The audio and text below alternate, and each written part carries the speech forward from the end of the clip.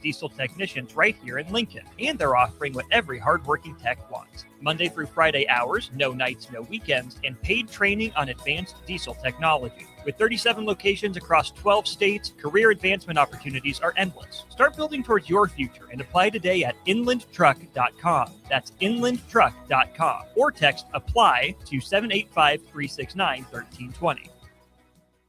Select Plumbing and Utility has been serving Lincoln and the surrounding area for 14 years, and they're not slowing down. Select Plumbing and Utility handles all your plumbing needs, from faucets and water heaters to full renovations, and they can even help with your heating and cooling needs. They're also Lincoln's underground experts, repairing and replacing broken underground water and sewer lines since day one. Contact Select Plumbing and Utility today at 402-560-6197, assuring excellence in every situation, opportunity, and challenge. That's 402-560-6197. Electrical Enterprises in Roca reminds you, the men and women of our military dedicate themselves to serving our country. Their commitment and courage keep our country safe and strong. Let us honor those who have lost their lives in the line of duty and salute those who serve today. This from Electrical Enterprises in Roca. For all of your residential and commercial electrical construction needs, call 402-438-5822. We live in the land of the free thanks to the brave. 93.7 The Ticket is proud to provide listeners with daily opportunities to win contests and prizes on our airwaves, and would like to take this opportunity to remind you of a couple rules. All participants must be 21 or older and must wait 30 days after winning a prize to participate in another contest. Once you win, you have 30 days to pick up your prize at the KNTK Studios, 1040 O Street in Lincoln, or your prize will be forfeited. Thank you for participating in our contests, and thank you for listening to 93.7 The Ticket. Tired of your furnace running overtime this winter? Let Heartland of Nebraska Windows save the day. Upgrade to stunning, energy-saving triple-pane vinyl windows installed by their team of experts. Every window comes with a lifetime warranty on everything, all for a price you can actually afford. Free estimates, flawless replacements, and peace of mind from a family-owned business you can trust. Don't wait. Call Heartland of Nebraska Windows at 402-430-3852 or visit heartlandofnebraskawindows.com today. This is Lincoln's home for sports talk on the FM dial. Also online at theticketfm.com. On the internet. KNTK FM Firth, 93.7 The Ticket. It's been a busy day in sports. A lot has happened while you were up to your eyeballs in work. Catch up on what went down in Nebraska athletics, college sports, and your favorite pro sports leagues. This is Late Night in Lincoln live on 93.7 The Ticket. Sponsored by Canopy Street Market.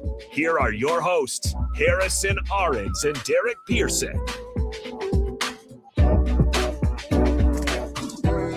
Welcome everybody back in to the 93.7 The Ticket studios. We'll get that intro changed. We will. Late Night in Lincoln with Nick Whyman here with you for 2 hours here on this Monday, January 26th, 2026. We're going to recap a lot. There is a lot to talk about. A lot has happened in the past 48 to 72 hours. We'll have a lot. We have a jam-packed show. We have an all-star studded show. So we start out with our NFL talk. As always, the NFL just wrapped up championship weekend with the AFC and the NFC championship games. Nebraska men's basketball, obviously in a win streak that is continuing to win games. They are 20-0, heading up to Ann Arbor in less than they play tomorrow. They play tomorrow in Ann Arbor against Michigan. Crazy. I feel like the game on Saturday just happened. That is basketball. It goes by quick. That game is a top 5 matchup. One of the best games in college basketball this week. There is a really good slate of games throughout the entire week of across the nation in college basketball.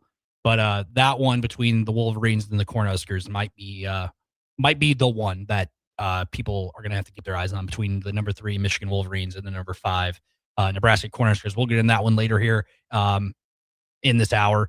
And then UFC 324, excuse me. I'm getting my numbers all bunched up here. But the UFC 324 just wrapped up on Paramount Plus, their first paper, well, not really a pay-per-view, but their first show on Paramount Plus. I'll give my thoughts on some of the fights, but also just how kind of Paramount treated the kind of how their stream went and how they made the event feel like, and I'll have my opinion on that. as always, here in this first hour. Second hour, one of my buddies, Justin Slabichka, he worked at Kearney Hub, the newspaper out there in Kearney.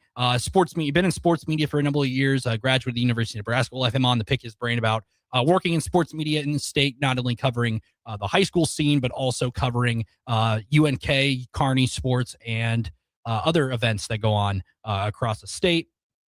And then we'll talk a little about, he's an Atlanta Falcons fan, funny enough. We'll talk a little bit about his origins of that and what his thoughts on some of the moves the Falcons have made this offseason so far. And then we'll talk a little bit about the NFL Pro Bowl, as they have some roster spots have been announced, and some who have kind of decided to, the Pro Bowl, what it was versus then what you used to think of the Pro Bowl versus what it is now. So that is the lineup for tonight. Rocking with you all the way till midnight. Nick Whyman here. It's been a fun Monday, but 402-464-5685 on the Starter Heyman's Jewelers text line. Chat with me. It's just me rocking with you for the next hour. We'll be talking sports, a lot of the NFL here for the first segment. But any opinions? We'll get to your opinions on the NFL this last weekend, and I'll be sure to read your chats. You can tune in on Facebook, X, YouTube, or Allo Channel 961. Again, that is Facebook, X, YouTube, or Allo Channel 961. Remember, you can text in again at 402-464-5685 to join the conversation. NFL just wrapped up a championship weekend where it was teams that you probably didn't expect to see at this point in the season. You know, coming into the year, it was the Chiefs and the Eagles and the Niners were kind of the favorites, the Bills and the Ravens. Those are some names that were trendy picks to begin the year for a Super Bowl appearance. And it came down to New England and Denver in the AFC side. We'll start there. That was the first game on Sunday out in Mile High, snowy Denver in the second half. Storyline coming in, obviously, was Jarrett Stidham. The starting quarterback for the Broncos, obviously, was a backup for multiple years, though. Bo Nix goes down at the end of that divisional round game against the Buffalo Bills. And all of a sudden, it's a storyline. When you're the quarterback and you touch the ball every possession, you become the storyline. And he was the storyline. Jarrett Stidham was the starting quarterback for that game against the New England Patriots. Patriots trying to make it to their 12th Super Bowl in franchise history. And they got it done in a grinded out game. A 10-7 final score, low scoring, only 3 points in the second half. But it was enough to get it done, and the New England Patriots are heading back to the Super Bowl. I feel like if you're a Patriots fan, you are, those 5 years of being down were rough, obviously. Tom Brady goes to the Buccaneers, Tampa Bay, and then you're stuck with Cam Newton at the end of his career pretty much. It wasn't great. Bill Belichick leaves, ends up in North Carolina years later, but then you had Gerard Mayo, and that was not great. 4-13 the past 2 years. And now the Patriots are back in the Super Bowl. It's a lot different than what the Patriots have been. Robert Kraft obviously still there as with the Patriots, but there's no Belichick, no Brady, but the Patriots are back in the Super Bowl. It's crazy, the fandom, how much they've grown as an organization once they hired Mike Vrabel. I still think it's nuts that the Titans kind of just let Mike Vrabel go and just let him go off into the he didn't coach for a year, comes back, and now he's leading the Patriots to the Super Bowl. And Mike Vrabel can make some history. He can be the first person to win a Super Bowl, not only as a player, but also a head coach, which has never been done.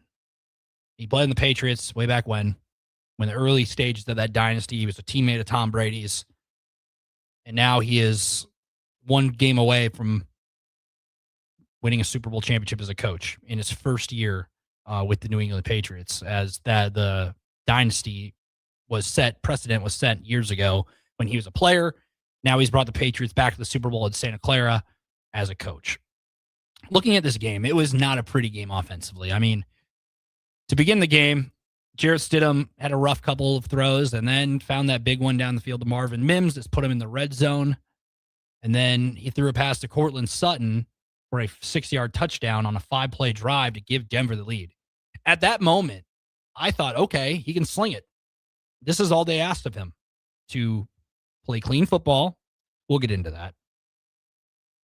But, that first couple of quarters, he was slinging it, getting first downs, not taking big risks. He was just kind of dumping it off, making the plays that he had to make, But he ended up giving up in the second quarter with under 3 minutes to play in the first half, leading 7-0.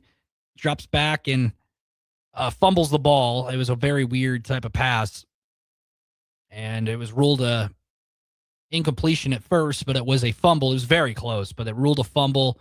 I thought it was a fumble, and the Patriots take over on a short field, which that's what the Patriots defense does. They did that against Houston. Houston turned the ball over more times than you can count on one hand. And that set up the Patriots offense with short field. And if the NFL, if you're going to take advantage of short fields, you're going to win a lot of football games. If you're going to force turnovers and offense, it's going to do that. Patriots then tie the game on a 6-yard rushing touchdown by quarterback Drake May, tied up at 7-7. At this point, I'm sitting there thinking, okay, Jarrett Stidham, you made the mistake. Now you got to move the offense and get back in the rhythm, because you had those 2 throws in the first half, got you going, but you still need to make throws. It's a close game. You still need to do something. Second half goes by, and all of a sudden, it's, nice and dry. The sun was kind of peeking out in the first half for a bit, and then third quarter comes around, you see a little bit of flurries, and you're like, all right, maybe it won't add up to anything. All of a sudden, we can't see the hash marks. We can't see the yard markers. The CBS broadcast tried to put the numbers up on the field, and the guys, you could see players are kind of disappearing in the numbers they put up on there. But it was a situation where the offense for Denver just was stagnant from there on. Jarrett Stidham wasn't throwing the ball downfield, and when he was throwing it out of bounds after running out of the pocket. They were trying to throw short screens to get their offense, get something going, because the run game was getting bottled up. R.J. Harvey couldn't find anything. Jaleel McLaughlin couldn't find a hole. And the Patriots just sent blitzes and made him have to work and do something. And they couldn't figure it out. I go back to the first half. Denver had a chance on 4th down in their own territory to kick a field goal. But instead, threw a pass play with Jarrett Stidham that was incomplete, nearly intercepted. At that moment, Sean Payton, you got a backup quarterback. He's a veteran backup, but he isn't a starting quarterback. You need to get a yard. I get it. In this day and age of NFL, you see Ben Johnson's or Danny Campbell's go for it a lot on 4th and short. But situation, you have a backup quarterback, you're struggling to run the ball, just kick the field goal and go up 10-0. I thought that was kind of that also changed the tide of the game, and obviously ended up becoming part of the outcome. So in the third quarter, end of the second half was nuts. End of the first half was nuts, excuse me.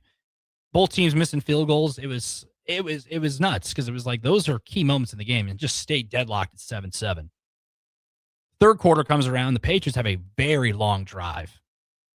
16 plays, 64 yards, 9 minutes and 31 seconds of game time. That is a very long drive, and some tough conditions that end up becoming even tougher as the game progressed.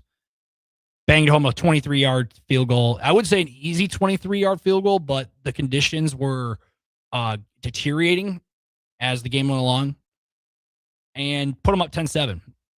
From that point on, it felt, New England had a chance. Players were slipping in the fourth quarter. There was a play. New England was backed up in their own territory, and Ramondre Stevenson was going to get a handoff from Drake May, and he stumbled. He slipped, and then Drake May kind of tried to, improvise and run with the ball, but he slipped. And that was the story of the fourth quarter. It was just the conditions were playing a factor in the game. And I know Denver's building a dome. I know the Chiefs are building a dome. I know the Bills are bringing in a dome. The Bears are bringing in a dome. I don't want this to be taken away from football. I don't want 30 NFL teams having dome stadiums in 15 years, because these games we look back on, 20, 30 years from now. The Tuck Rule game between the Patriots and the Raiders, where Tom Brady didn't fumble, allegedly. That's a game that people look back on because of the conditions. The Lions and Eagles played a game a couple of years ago in snow, and there was like a play where a guy went down and his whole face mask was full of snow. I love the weather. Football is an outdoor sport. And if you agree with me or you disagree with me, you don't like the snow or you don't, please hit up the text line 402-464-5685, or chime in the chat on Facebook, X, YouTube, or if you're watching on Allo Channel 961, chime in. I think football is an outdoor sport, and it shouldn't be taken away from just because your team might perform bad in a weather condition, whether it be rain, whether it be snow, or so be it. I think that makes football. A lot of the games we remember are because of weather.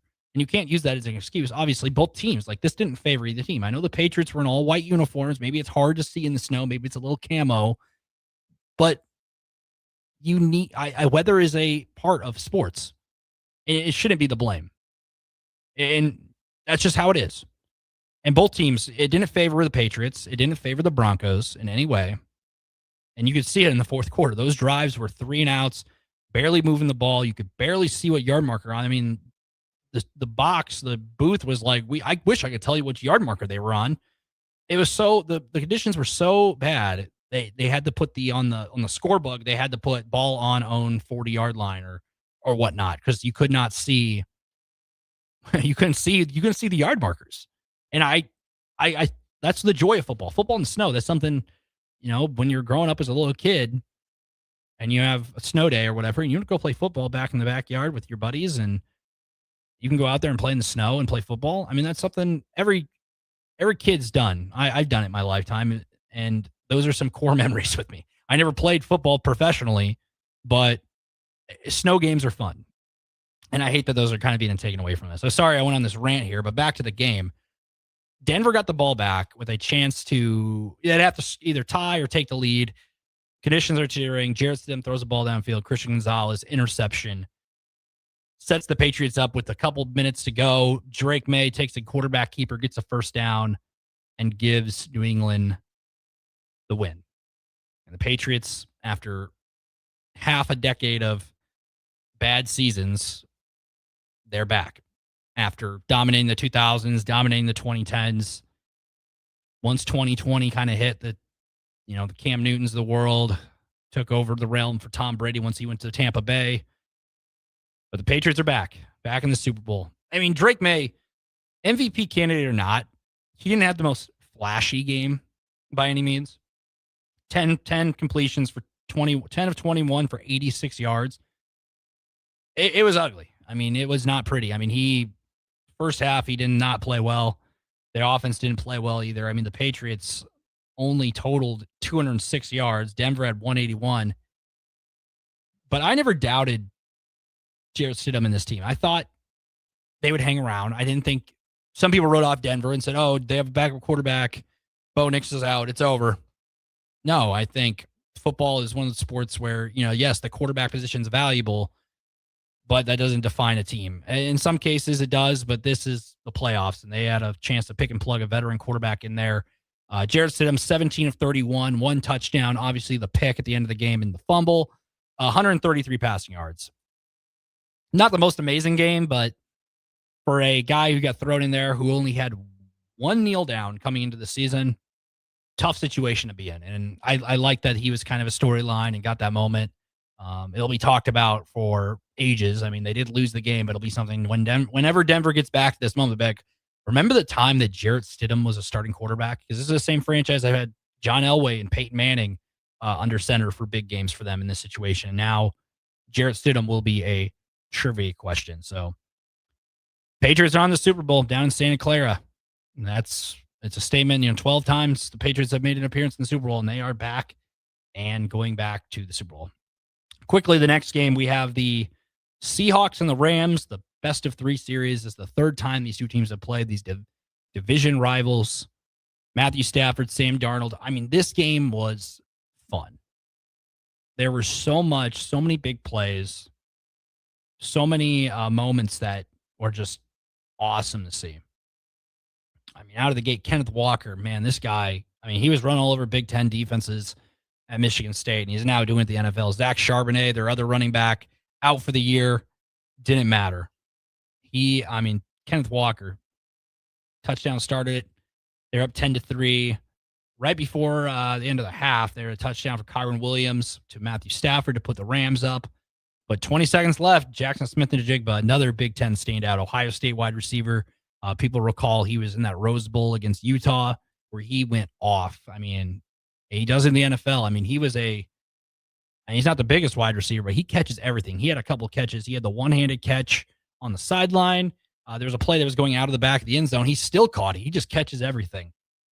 And that touchdown right before the end of the half gave Seahawks a 17-13 lead.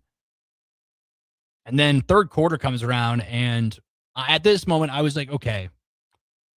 Sam Darnold throws another touchdown pass, this time to Jake Bobo. Jake Bobo, by the way, went to UCLA, was a wide receiver there with Dorian Thompson-Robinson was there and Zach Charbonnet for a bit. Jake Bobo, entering the postseason, had 2 catches the entire season. 2 catches. And now he has a couple catches here in the postseason and now a touchdown to put the Seahawks up 11 in the third quarter. Jake Bobo.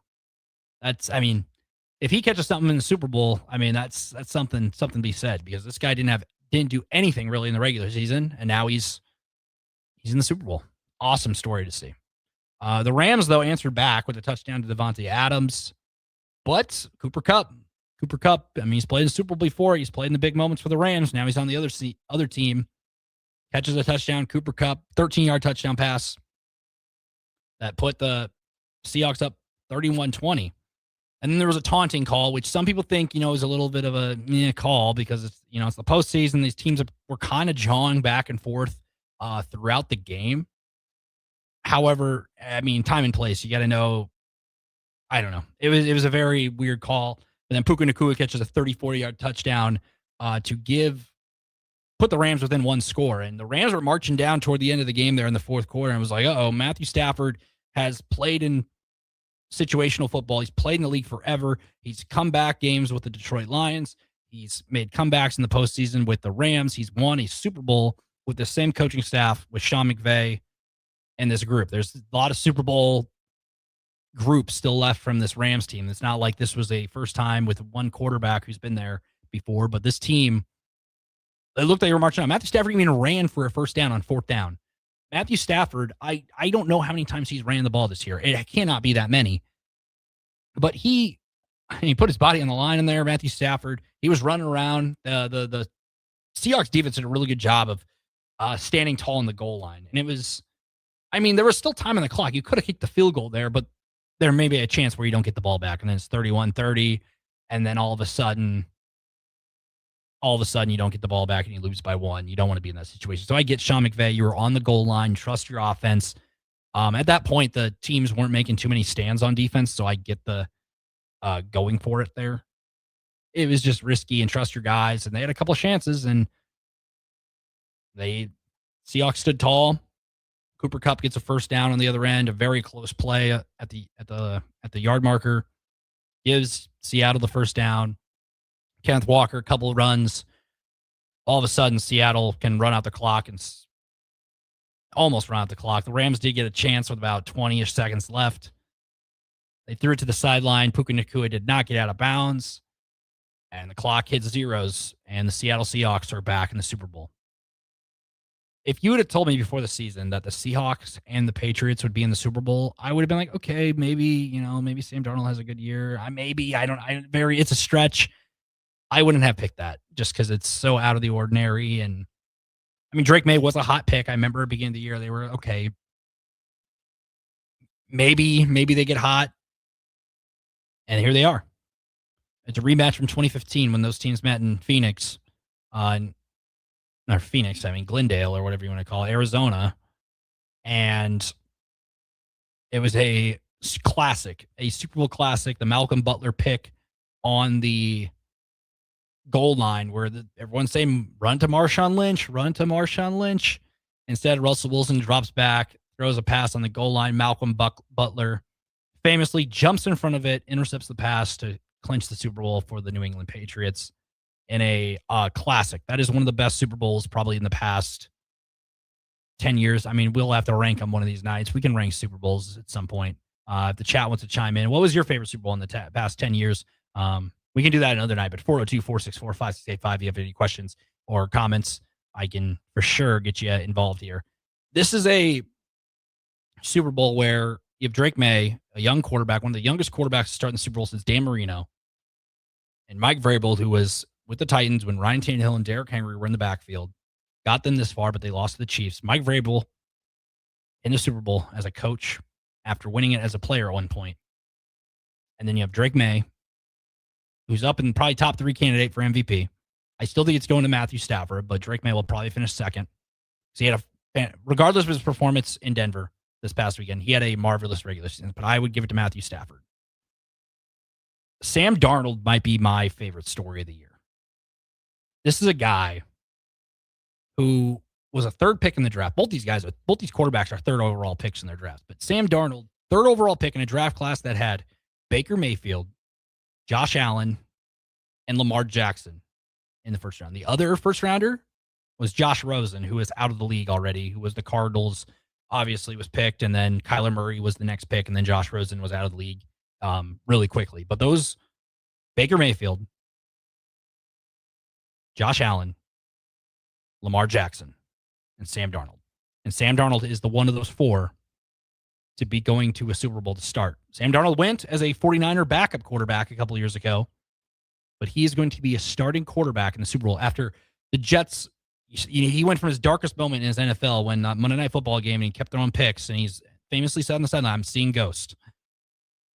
From his darkest moment at that point to going to Carolina with Baker Mayfield, didn't work out, goes to San Francisco, becomes a backup quarterback as a journeyman quarterback, then ends up in Minnesota, where he has a great season with the Vikings. I mean, one of his best seasons of his career, 35 touchdowns, 12 picks.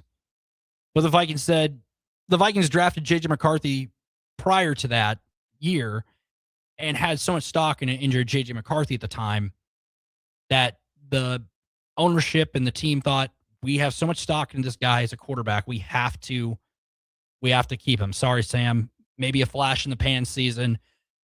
Thank you for your service. We're going to stick with J.J. McCarthy. Sam Darnold then signs this past offseason with the Seattle Seahawks after Geno Smith gets traded away to the Las Vegas Raiders, where Pete Carroll goes.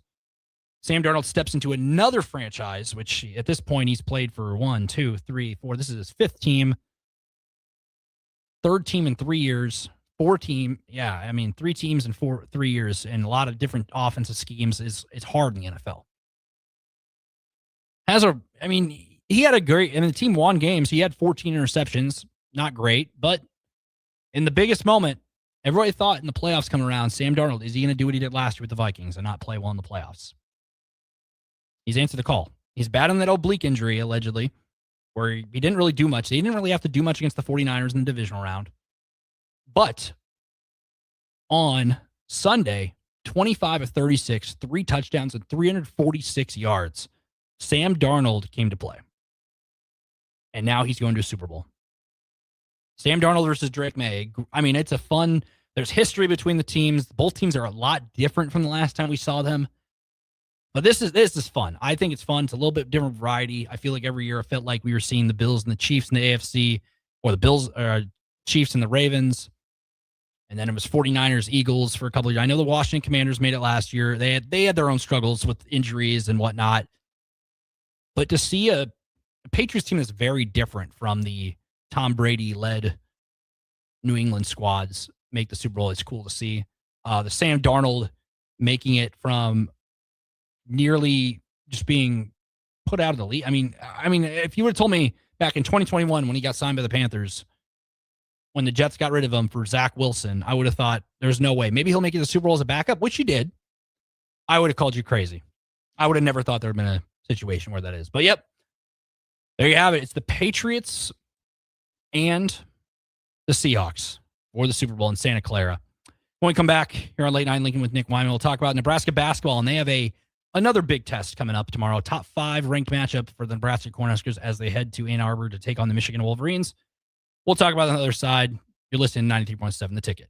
Mike, I've been thinking, our house could really use a makeover. How about new siding? I've been thinking the same thing. Have you heard of James Hardy? Yeah, Yes, Sarah down the street had Roofing Service Company install James Hardy siding on their home, and they love it. Roofing Service Company does have great reviews. They took her through the design process and made everything super easy. Roofing Service Company offers expert design and installation. Couple that with James Hardy's durable products and variety of colors, you and your family will love your exterior remodel. Just visit roofingservicecompany.com. That's roofingservicecompany.com. There are so many realtors in Lincoln and Omaha, but don't get overwhelmed by all the no-names, plus all the different companies. Ben Bleicher with Professional Realty Group at Berkshire Hathaway Home Services Real Estate is your go-to option, whether buying or selling residential, luxury, leasing, investment properties, or commercial property, small or large. Ben's team offers decades of experience, unbeatable customer service, and promises to fully protect your interests throughout the entire transaction. Call 402-419-6309 for all your real estate needs. Ben Bleicher with Professional Realty Group of BHHS Ambassador Real Estate.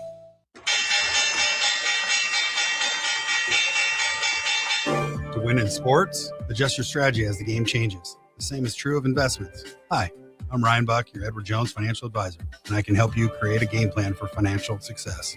Call me at 402-483-0377. Again, 402-483-0377 to get started today. Edward Jones, member SIPC. With UBT, you've got total control over your money. Like Doug, who runs his game day tailgate like a well-oiled machine. I got burgers, brats, chicken, dogs, plus all the fixins. And with the UBT Go app, I can track my food spending from anywhere. Pro move. They don't call me Grill Sergeant for nothing. No matter your goals, UBT helps you feel good about reaching them. Union Bank and Trust, member FDIC. In a world where Wi-Fi battles rage and bandwidth is never enough, one family dares to connect it all. Work from home, influence all day, stream all night, and game to win. Deadlines, downloads, and dance-offs, all happening under one roof, flawlessly. Can your internet provider do that? Fiber fuel your household at allofiber.com/all-in. Rick Heyman here from Sauter Heyman Jewelers.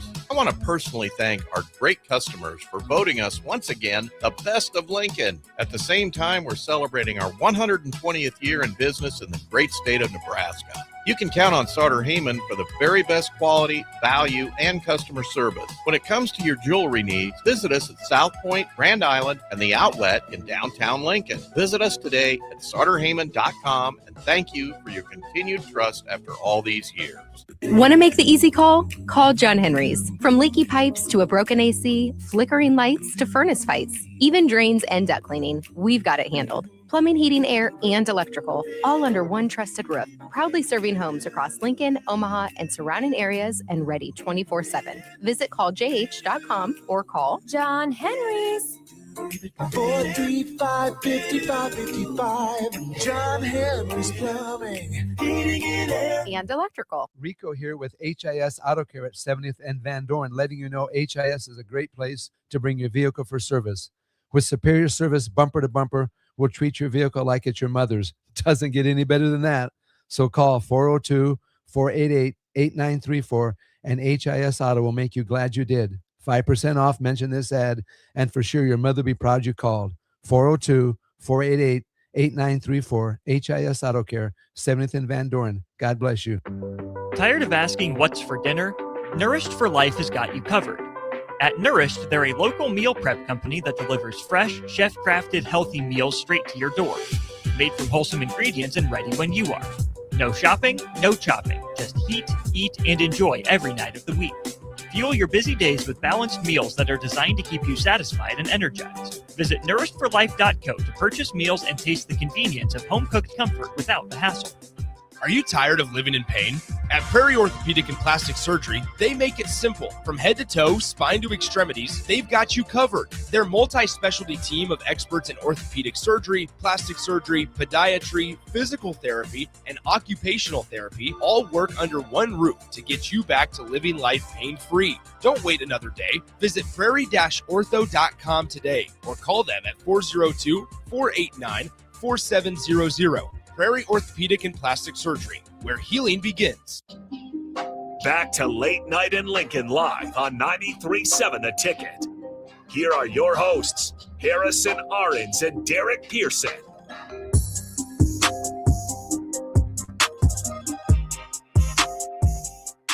Welcome back to Late Night in Lincoln with Nick Whyman. Obviously, we'll get that changed at some point.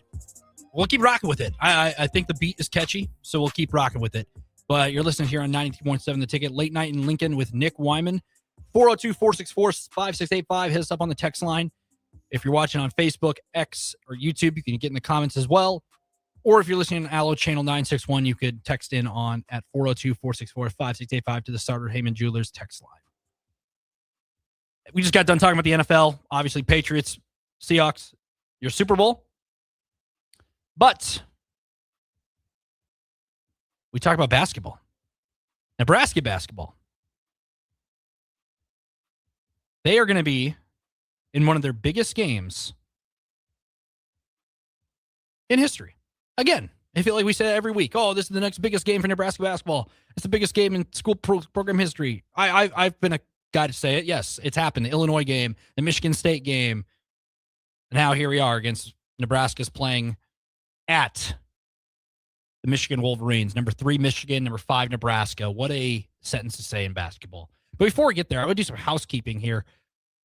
There were 2 top 25 men's basketball games tonight. This is Late Night Lincoln, so we are going to talk about what's going on in the sports world. So Duke, number 4 Duke beat Louisville.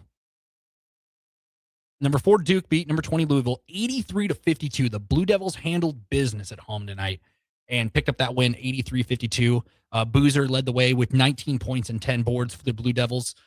In the late game that just got wrapped up, that started at 8 o'clock Central Time, just wrapped up, number 13 BYU took on one of the 3 remaining undefeated teams in number 1 Arizona, and Arizona survives with an 86-83 win over the Cougars of BYU. BYU falls to 17-2, suffers their first loss in conference play. Arizona improves to 20-0, 7-0 in Big 12 play. So it remains Nebraska, Arizona, and Miami, Ohio are still in the top, are still the undefeated teams in college basketball. Those 3 remain. Going into tomorrow night, Nebraska traveling up to Michigan for a top 5 matchup between the Wolverines and the Huskers. Nebraska now, polls came out earlier today, the AP poll, Nebraska number 5 is the highest ranking in school history, but also the highest ranking of a team from the state of Nebraska, as Creighton's highest ranking ever was number 7, which is, I thought at some point Creighton was like top 5. At Doug McDermott years, there were a couple years in there in the late 2010s, they had a really good team. Even though they were Baylor Shireman, they had some years they felt like they were top 5 teams. But Nebraska, number 5, 20-0, 9-0 in conference play, top of the Big Ten as they take on the Wolverines. This is a game where Nebraska is looked at an underdog by a lot of people because Michigan has been really good. I mean, Michigan is no slouch. Before the month turned to December, they played Auburn, beat them 102-72. Then they beat Gonzaga 101-61. 40 points. I don't think I've seen Gonzaga get beat like that in years. And Gonzaga's been good for a long time. That is a whooping, they would say.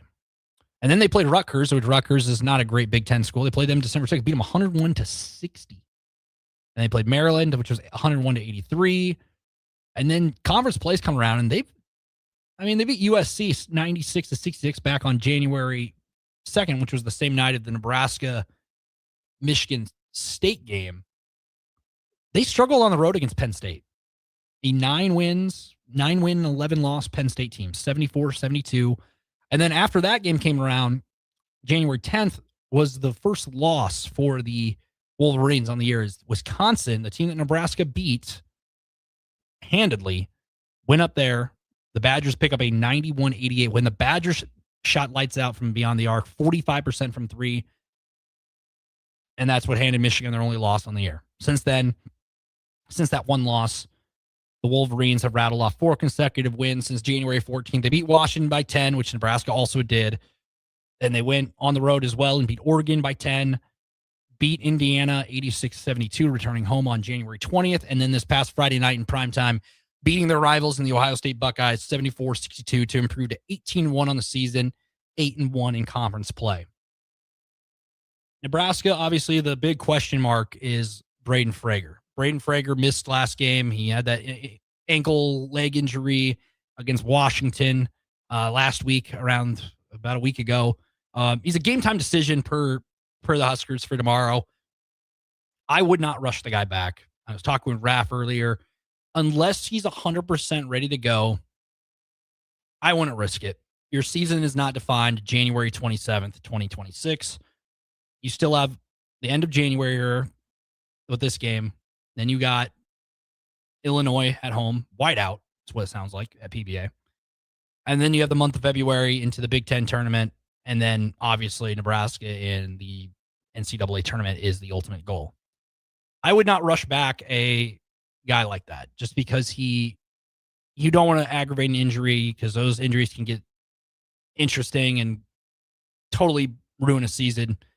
And he's a great player. Freshman year, easy story to get behind. I've said all along. Local guy, people like seeing that. He's blossomed into his role, and he adds a spark. He's a spark plug. I wouldn't want to rush him back. The key for Nebraska, I think, Michigan is a very tall team, and Nebraska's going to have to shoot lights out. That's how Wisconsin be. Nebraska has proven they can go into road environments and shoot well. Michigan, this arena, historically, is people like to shoot there. And Nebraska, I look at the stat, 54.4 is the number to look at. Nebraska's top four scorers, Rink Mast, Price Stanford, Braden Frager, and Jamarcus Lawrence are combining for 54.4 points per game. And of those four guys, none of them were in the starting lineup for the Huskers last year. Some of them weren't even on the Huskers last year. And Frager absence, while it may be a storyline, I trust the process of Fred Hoiberg in this group.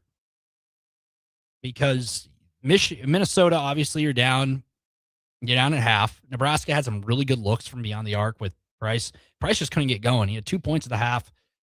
Hoiberg with 14 was huge to step up in that role to keep him within distance, keep him within striking distance, not let it get too out of hand, which 16 against Indiana was out of hand for this group, and it wasn't for Nebraska. With Braden Frager out, I trust the bench. Cale Jacobson and Jared Garcia are going to have to step up and play a lot of key minutes, and key, depending on foul trouble, those guys are going to have to step in and play some big time basketball. But Rink Mast hasn't really had a big game in a while. Like, he's having double-digit games, but it's not like, he had 6 points early on against Minnesota and then finishes with 12. He's due. I think he's due for a big one. He hasn't really been – he's been quiet. He's been very quiet. He's scoring at a high rate, but it's still been very quiet. Price Stanford is on another level right now. 4 games in a row with 20-plus points. First half wasn't his best at all. But he's on a heater. Like, if he's going to score 20-plus points a game and shoot like that from the three-point line and have Nebraska's other guys gel and play like that, they're going to be a tough team to beat. And they've proven that this year, going 20-0 so far. So Nebraska is just on another level right now. Just story of college basketball, I would say. Not just locally here in Lincoln, not in the state of Nebraska, but in the nation. If you look at the rankings right now, you have Arizona at 1, 2, 3, and then you have Duke at 4, and then Nebraska's at number 5. In our lifetime, putting Duke and Nebraska basketball back-to-back in the rankings was something that you'd never imagined, never anticipated being a thing. But here we are in the year 2026, and Nebraska basketball is here. They've proven it. They passed every test. The Indiana game on the road, the Minnesota game, Fred Hoiberg fired him up in the locker room. There's a viral video on social media of Fred Hoiberg getting at his guys, and they responded. Nebraska's been able to adjust. I think that's what helped them the most in that Minnesota game. Minnesota made 9 threes in the first half. This is a team that hasn't shot the ball well from the three-point line. And you live and die by the three a lot in today's basketball. Minnesota struggled the rest of the game.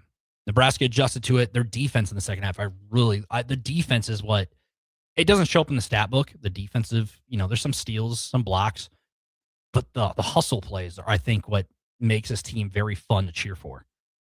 because you watch the way they play and they're diving on the floor for every loose ball. Communication's great. The vibes are good. The team chemistry is at an all-time high. You can just feel it watching it. I mean, if you've been to a game of PBA this year, I assume you have seen how the team has just responded to every single test. And they've, Illinois against Jamarcus Lawrence did that shot. They passed that test. Creighton passed that test. Wisconsin passed that test. Michigan State passed that test. The list goes on and on. We can go on all day. 20-0 is 20-0. The Washington game was only a 10-point win against Washington. It's a home conference win. I'd take that every day. The home conference win. That game is tomorrow night, Nebraska, Michigan. Do I think Nebraska's going to win? They're going to suffer a loss at some point. I think tomorrow night will be a close game. I do. I know a lot of people think Michigan is unstoppable. I think it'll be a close game. I'm not saying they're going to lose. I'm saying they can play. They can play up to the level of this team. But Michigan is really good. And Nebraska's going to have to shoot lights out. They're a very tall team. They got some dudes. And they've passed every test but that one game against Wisconsin. Wisconsin shot lights out. And that game proves that if you go into that arena and you shoot well, you got a fighting chance. And I think it'll be a fun game. 6 o'clock start, not 8 o'clock. I'm against the 8 o'clock starts, if you know me. I think Nebraska being the West Coast of the Big Ten, they've been stuck in a lot of those 8 o'clock games, even before USC, UCLA, Washington, Oregon hopped into the conference. I like the 6 o'clock tips. I like them. So that game is tomorrow night, 6 o'clock. Remind you, we will have post-game coverage here, Husker Hoops post-game at 8 o'clock or right after the end of the game. It should be around 8 o'clock right here on 93.7 The Ticket, theticketfm.com. You can check it out there. Post-game's been fun. I've been a part of a couple of the post-games, and they are awesome. The text line's awesome. You guys are a really good supporter. We had a call-in. We had a 9-year-old call-in last time I was here on a weekday. So who knows what's going to happen. Nebraska, Michigan, 6 o'clock tomorrow night.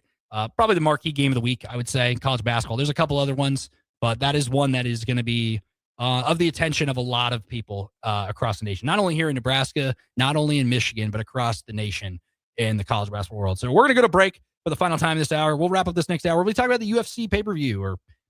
That's was on Paramount Plus this past week. Talk a little bit about the fights. Thoughts on just what I thought the way they showed and everything, kind of how Paramount kind of treated the sport. We'll be right back here. Late Night Lincoln, Nick Whyman here on 93.7 The Ticket. Planet Fitness has everything you need to get stronger just around the corner, so you can give everything you've got.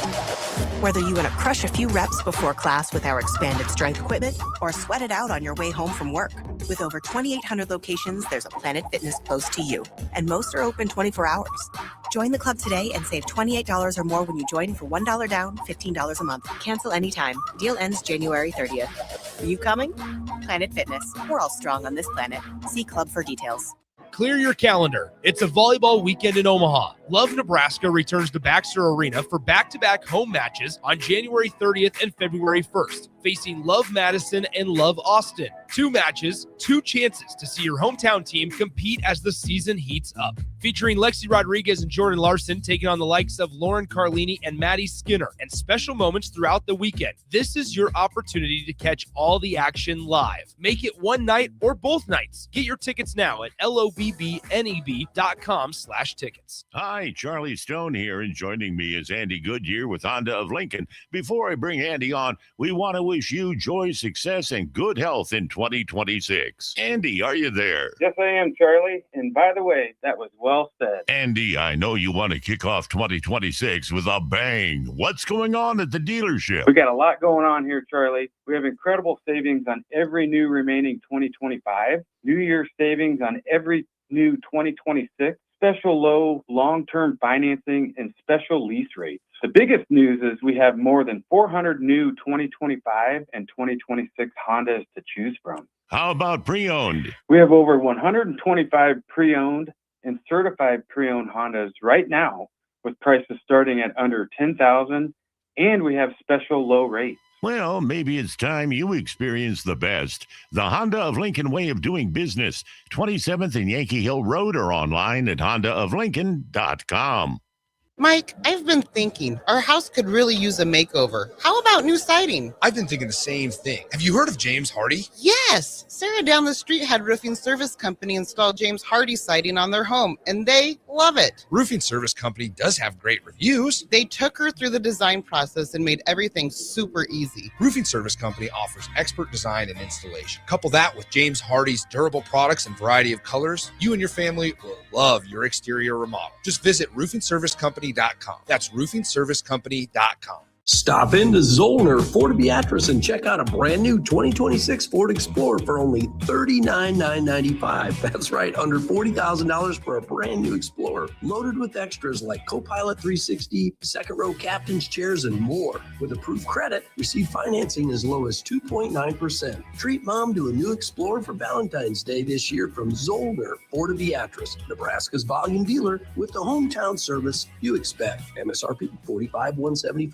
If you or anyone you care about is facing a family legal matter, call Cordell and Cordell today at 1-855-GET-LEGAL or visit CordellCordell.com to schedule your consultation. There's a lot on the line in divorce. This is Joe Cordell of Cordell & Cordell, the largest family law firm in the country, with over 35 years of helping clients navigate divorce. But being big doesn't mean less personal or less local.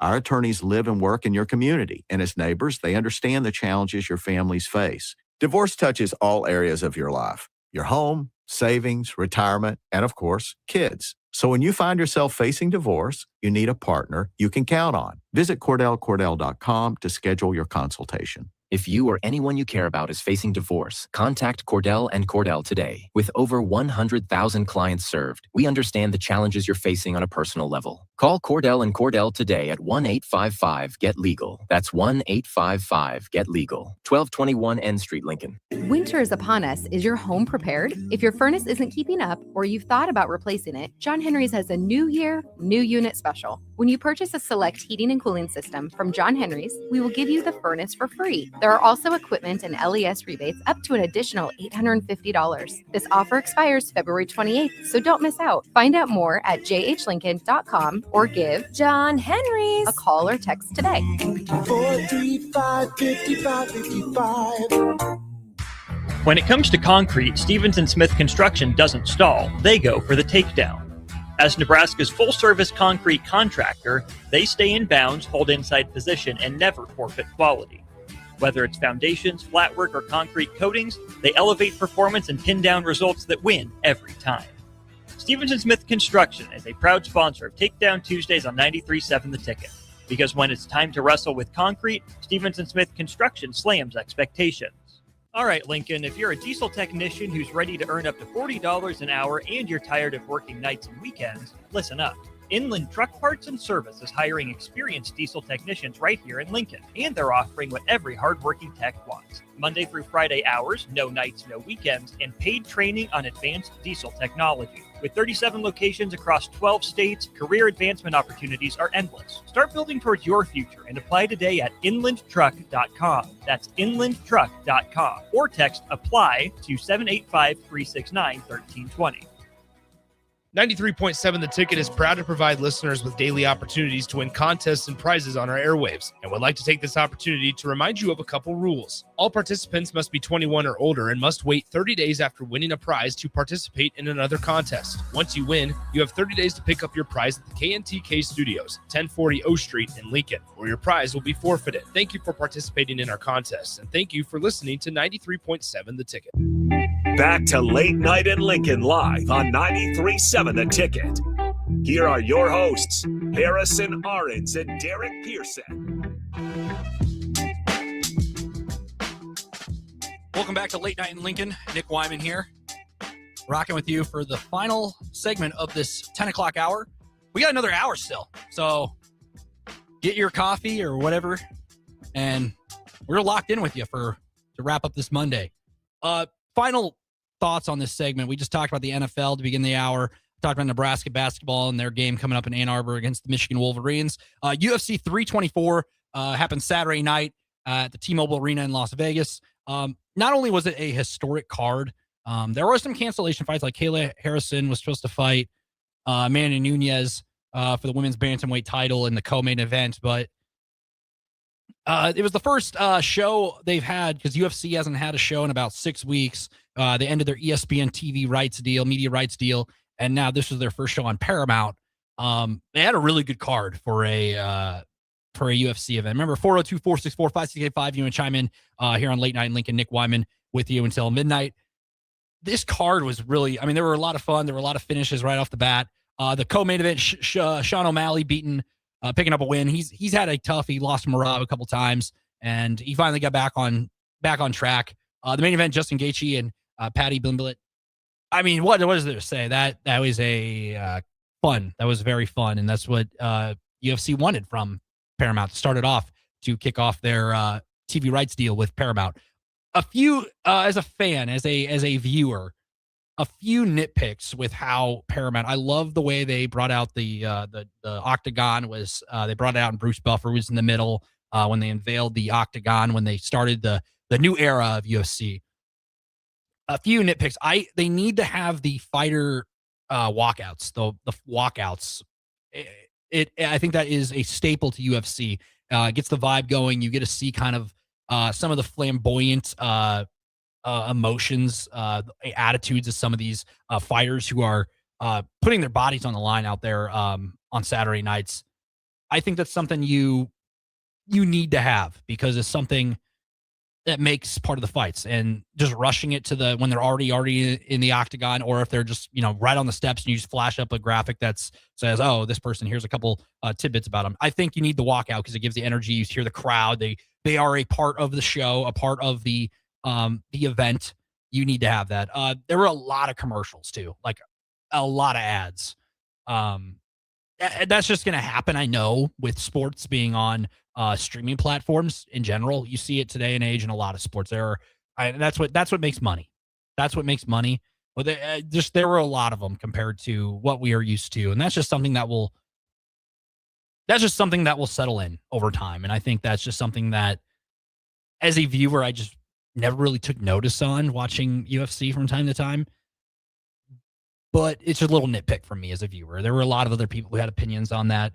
That was one of them. There were a lot of positives though. I really liked the way they showcased everything, like the way they released the Octagon. They had some really good fights. Obviously, it's been a while since there was a UFC event. The last one coming in December, way early in December, I believe, or maybe it was November. It's been a while since they've had an event, and it was cool to see that. But you don't have to wait long. There's another one this Saturday. I can't remember the last time UFC did back-to-back numbered pay-per-views. I keep calling them pay-per-views because that's what we've known to grow them as. But they are on Paramount as they are not a pay-per-view. But UFC 325 is already this Saturday, January 31st. You got the main event, Alexander Volkanovski versus Diego Lopez in the featherweight fight. I mean, that is, it's a toss-up. I mean, Volkanovski's getting up there in age. 27-4 as a fighter, but Diego Lopez, I think I got to take Diego Lopez in that one if I had to pick. It's a tough one to sell, but I think that is there's some still really good fights if you look down the card too. There are a couple canceled fights again. Obviously, you have Dan Hooker in action. You got a couple other guys. So fun times. UFC it's a new era of UFC, you could say. It was just a little different from a viewer standpoint. You need the fighter walkouts. I think that's something you do, and it was just the first show on their platform. So it'll grow as time goes on. The commercials, the ads, I will get used to. The fans will get used to. But it's just something that it kind of stood out to me when you're watching. So we got another hour here on 93.7 The Ticket before we send you off into Tuesday. We got a special guest, Justin Slapitchka, one of my buddies from high school and college, stepping in. He worked in sports media. We're going to talk a little about that. Talk about how he became an Atlanta Falcons fan. So thank you to him for stepping in here for this final hour. Filling 2 hours by yourself is not easy to do. And the chat's been great tonight. You guys are doing great. If you have any other questions, sports-related questions, text them into 402-464-5685. Here, listening to 19.7 Ticket, Late Night Lincoln. Special guest Justin Slapitchka coming up here after this break. The place you call home should always be a place of comfort. Warm and cozy in winter, cool and relaxing in summer. If your home isn't delivering the comfort you expect, call Bryant. It's more than just hot and cold to them. It's about providing the best comfort solutions. And Bryant gives you a full 24-month test drive on your home comfort system. Get full details at BryantLincoln.com or call 467-1111. Bryant Air Conditioning, Heating, Electrical, and Plumbing. Bryant, whatever it takes. Hey there, this is Paul Scheel, owner of High Electric. I want to thank our friends and loyal customers and introduce High Electric to those looking for a new electrician. We've been serving the Lincoln and Omaha area for over 30 years, from design to install, upgrades, and repair. If you are a homeowner or a small business needing some electrical work, call us at 402-466-6606 or check us out at hyelectric.com. We look forward to hearing from you. The place you call home should always be a place of comfort. Warm and cozy in winter, cool and relaxing in summer. If your home isn't delivering the comfort you expect, call Bryant. It's more than just hot and cold to them. It's about providing the best comfort solutions. And Bryant gives you a full 24-month test drive on your home comfort system. Get full details at BryantLincoln.com or call 467-1111. Bryant Air Conditioning, Heating, Electrical, and Plumbing. Bryant, whatever it takes. For remote starters, audio upgrades, and more, there's only one place to go. Auto Sounds of Lincoln at 48th and O. With UBT, you've got total control over your money. Like Doug, who runs his game day tailgate like a well-oiled machine. I got burgers, brats, chicken, dogs, plus all the fixins. And with the UBT Go app, I can track my food spending from anywhere. Pro move. They don't call me Grill Sergeant for nothing. No matter your goals, UBT helps you feel good about reaching them. Union Bank and Trust. Member FDIC. Landmark Implement, your local John Deere dealer, invites you to the Spring Equipment and Technology Clinic, February 3rd through the 5th at the Buffalo County Fairgrounds in Kearney. New this year, the planter and sprayer clinics are combined into one streamlined, hands-on event built around growers' time and needs. Get expert training on John Deere planters and sprayers on topics including maintenance, technology, and autonomy. Don't miss it, February 3rd through the 5th in Kearney. Visit landmarkimp.com/events for details. This is Lincoln's home for sports talk on the FM dial. Also online at theticketfm.com. On the internet. KNTK FM Firth, 93.7 The Ticket. Make your next event unforgettable with Grazing Gouda, your local artists and experts in charcuterie and grazed tables. From boardrooms to ballrooms, they turn gatherings into experiences with stunning spreads of artesian cheeses, cured meats, fresh fruits, and gourmet bites. Perfect for corporate luncheons, weddings, parties, or any celebration that deserves a wow moment. They handle the details. You take the compliments. Book your graze table today at GrazingGouda.com. Grazing Gouda, because every event deserves to be savored. Unearth the secret to long-lasting tires at Tread's Central Tire Pros, a league apart in commitment, service, and expertise. This isn't just about rubber meeting the road, but trust, safety, and surety converging in perfect harmony. This is where expectations are exceeded every time. Make your appointment today at Tread Central Tire Pros, just south of Cortland on Highway 77, or visit our website to explore our services. Remember, when it comes to tires, choose Tread Central Tire Pros because we tread differently. In every office, there's two types of people. There are those who bring in bagels and those who eat the bagels that someone else brought in. Everybody likes the first person. Be that first person. Weekday mornings at 7:30, you have a chance to win a business box of bagels from Bagels & Joe. All you have to do is shut up, Sipple. 2 questions for you, 2 for Sip. Win, and the bagels are yours. Lose, well, you don't want to lose. You lost Monday, you lost Wednesday, you're a loser. Shut up, Sipple. Weekday mornings at 7:30, brought to you by Bagels & Joe. It's been a busy day in sports. A lot has happened while you were up to your eyeballs in work. Catch up on what went down in Nebraska athletics, college sports, and your favorite pro sports leagues. This is Late Night in Lincoln, live on 93.7 The Ticket. Sponsored by Canopy Street Market. Here are your hosts, Harrison Arens and Derek Pearson.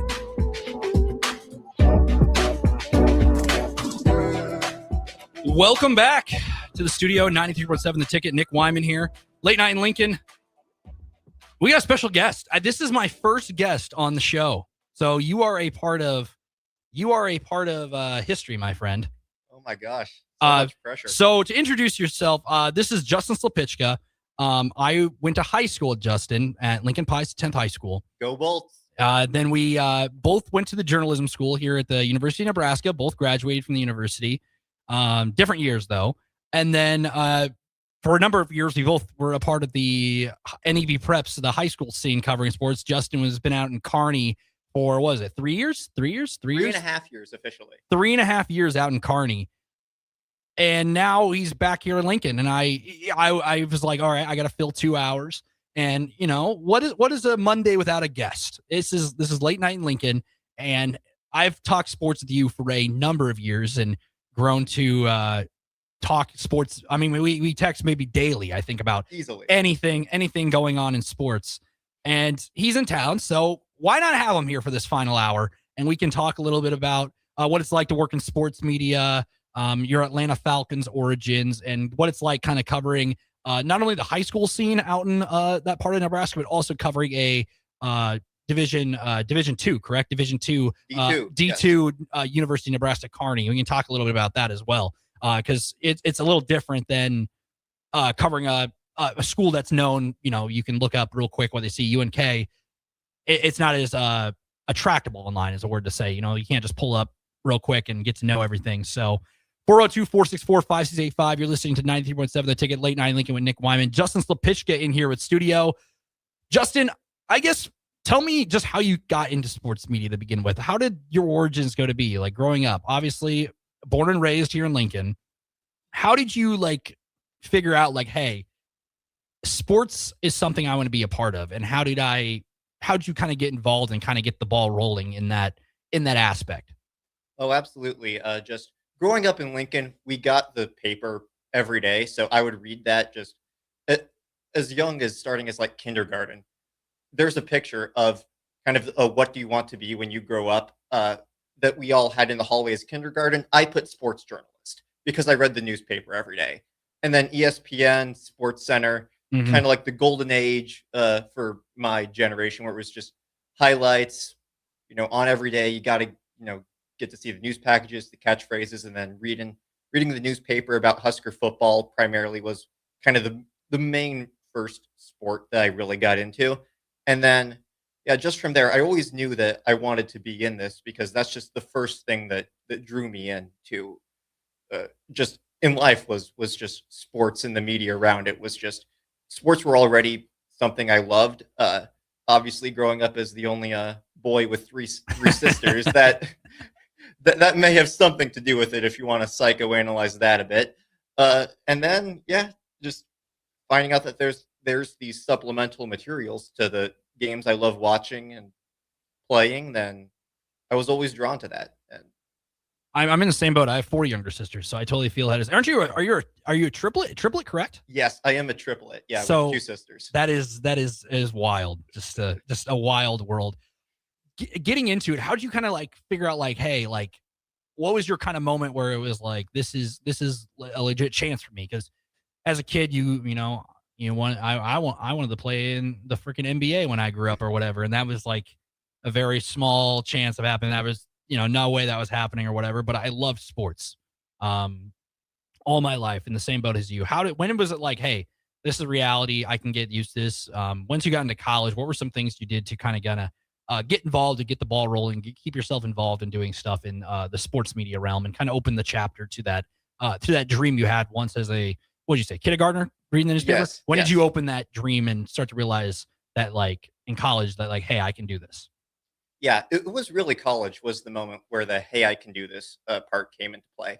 Because throughout just high school and even like very early parts of freshman year of college, there wasn't really a roadmap of this is how you get into this industry and this is how you find success, how you get a job, internship, what have you. I kind of had to figure all that out as I went along.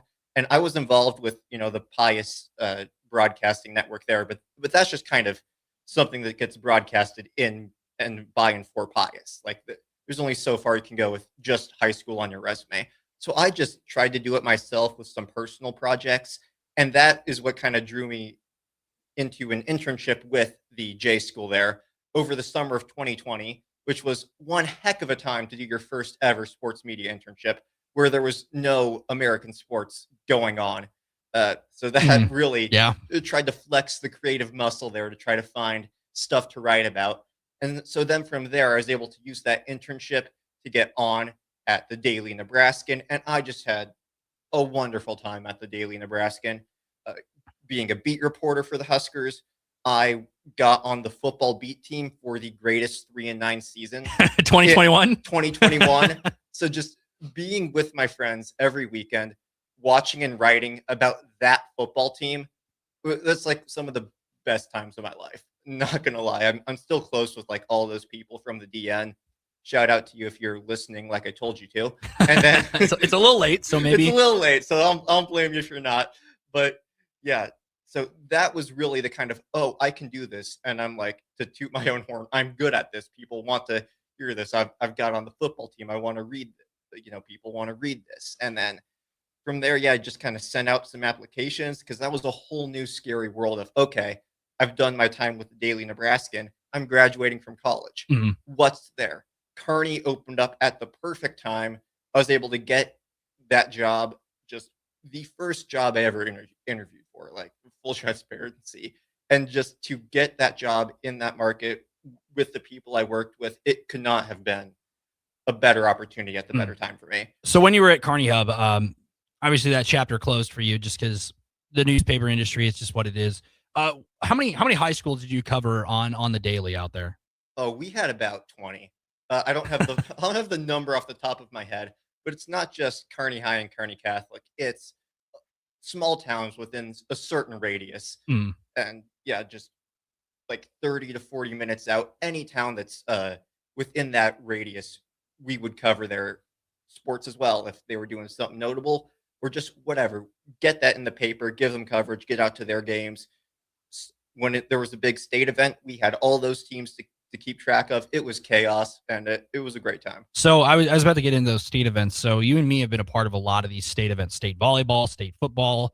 Well, state football for me was just a one-time thing, which is all right. But state basketball, state track, state track's the best. State wrestling. We've all been a part in being able to tell these stories of some athletes who probably don't get the recognition they deserve. If not trying to toot our horns, but if we weren't around, they probably don't get that recognition. Maybe they do, maybe they don't. Maybe I'm just saying that just, I don't know. I don't know. I don't know what that's like. That's just how I felt from my point of view. There were a lot of really cool stories that you could tell.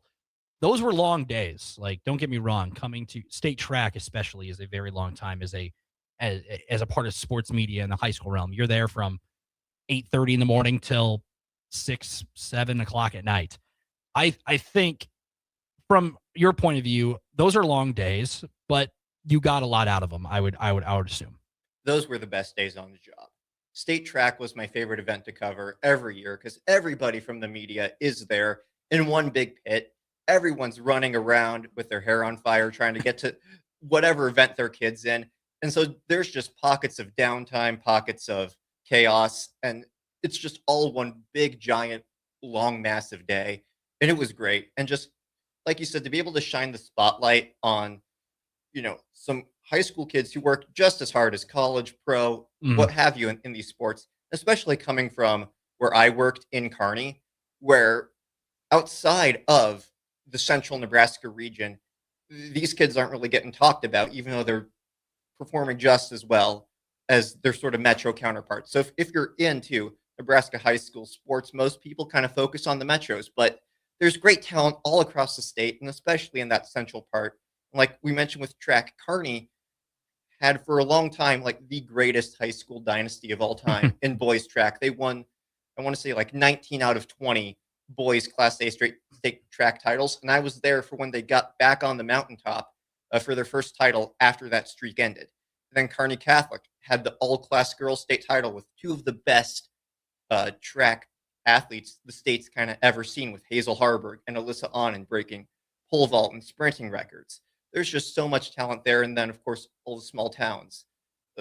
Like 6-man football is a huge deal out there. It's a fun sport to cover, honestly. It's I didn't know there was 6-man football until I came out there for the job. And it's such a fun sport to cover because, like, there's so many little details there. Most people say if you've got one fast kid, it's game over. That's not true.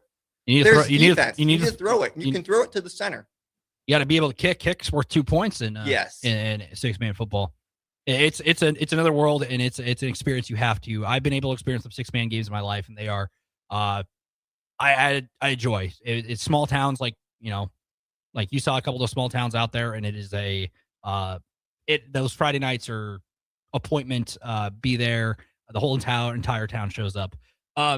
During your time at Kearney, you not only got to experience the high school swimming, but you also covered University of Nebraska Kearney, along with the Tri-City Storm, correct? Tri-City Storm, the hockey, the USHL team. The Lincoln Stars have a show on Tuesday nights, so you've probably covered a couple of their games. But Rocky Russo, I did. I covered I want to say 2 of their games. The Rocky Russo comes in Tuesday afternoons. A couple of players have stopped in from time to time, so the Stars are a fan favorite here.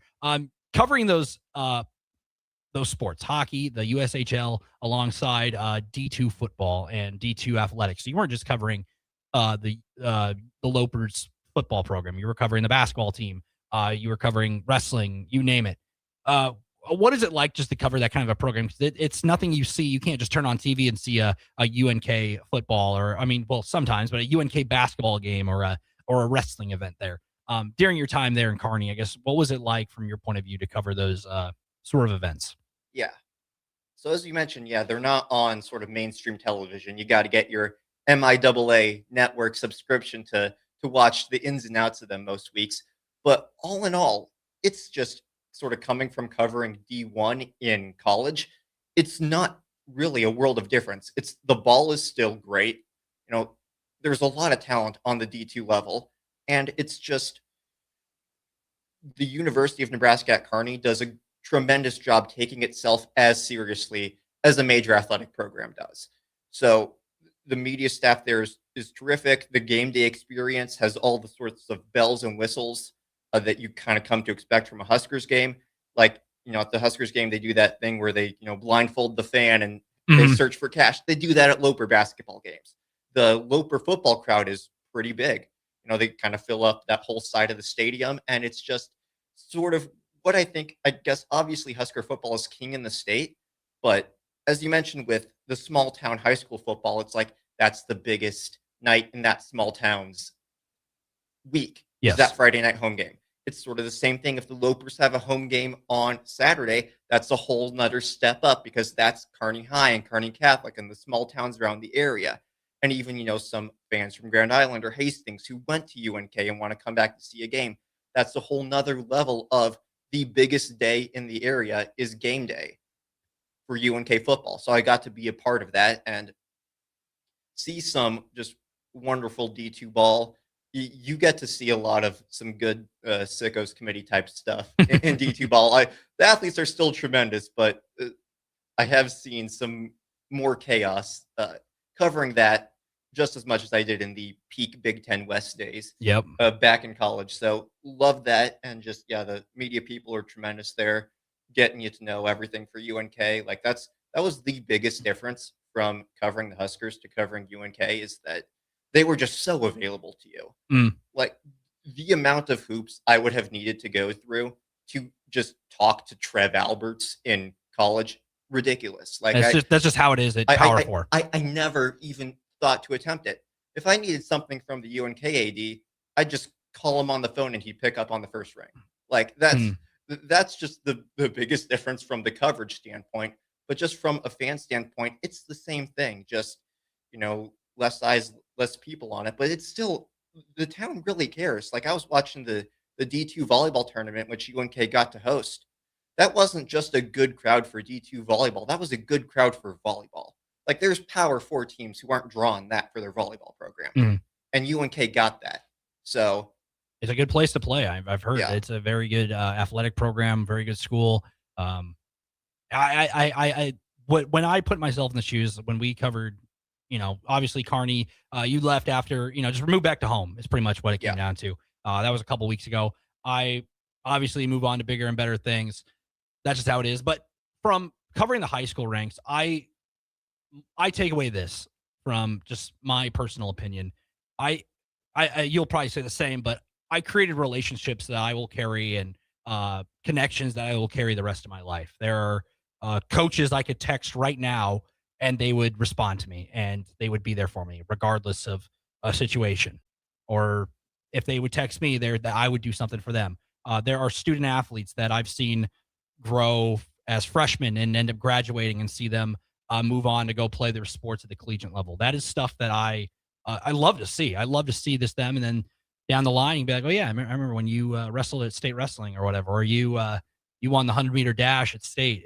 That's the cool part about those connections you can make, and that the users were there just to see them, their growth, and see them at their highest moments, because plenty of times the area teams you cover don't get to see that. You don't see them at their highest moments. Sometimes you see them at their darkest moments when something doesn't go their way in a playoff game or something like that, and you have to be on the other end of that. And that's just being unbiased journalism and being out there and getting a story. I mean, those connections you make, regardless, are ones that you can have the rest of your life. And Nebraska is blessed to have such a caring for high school sports.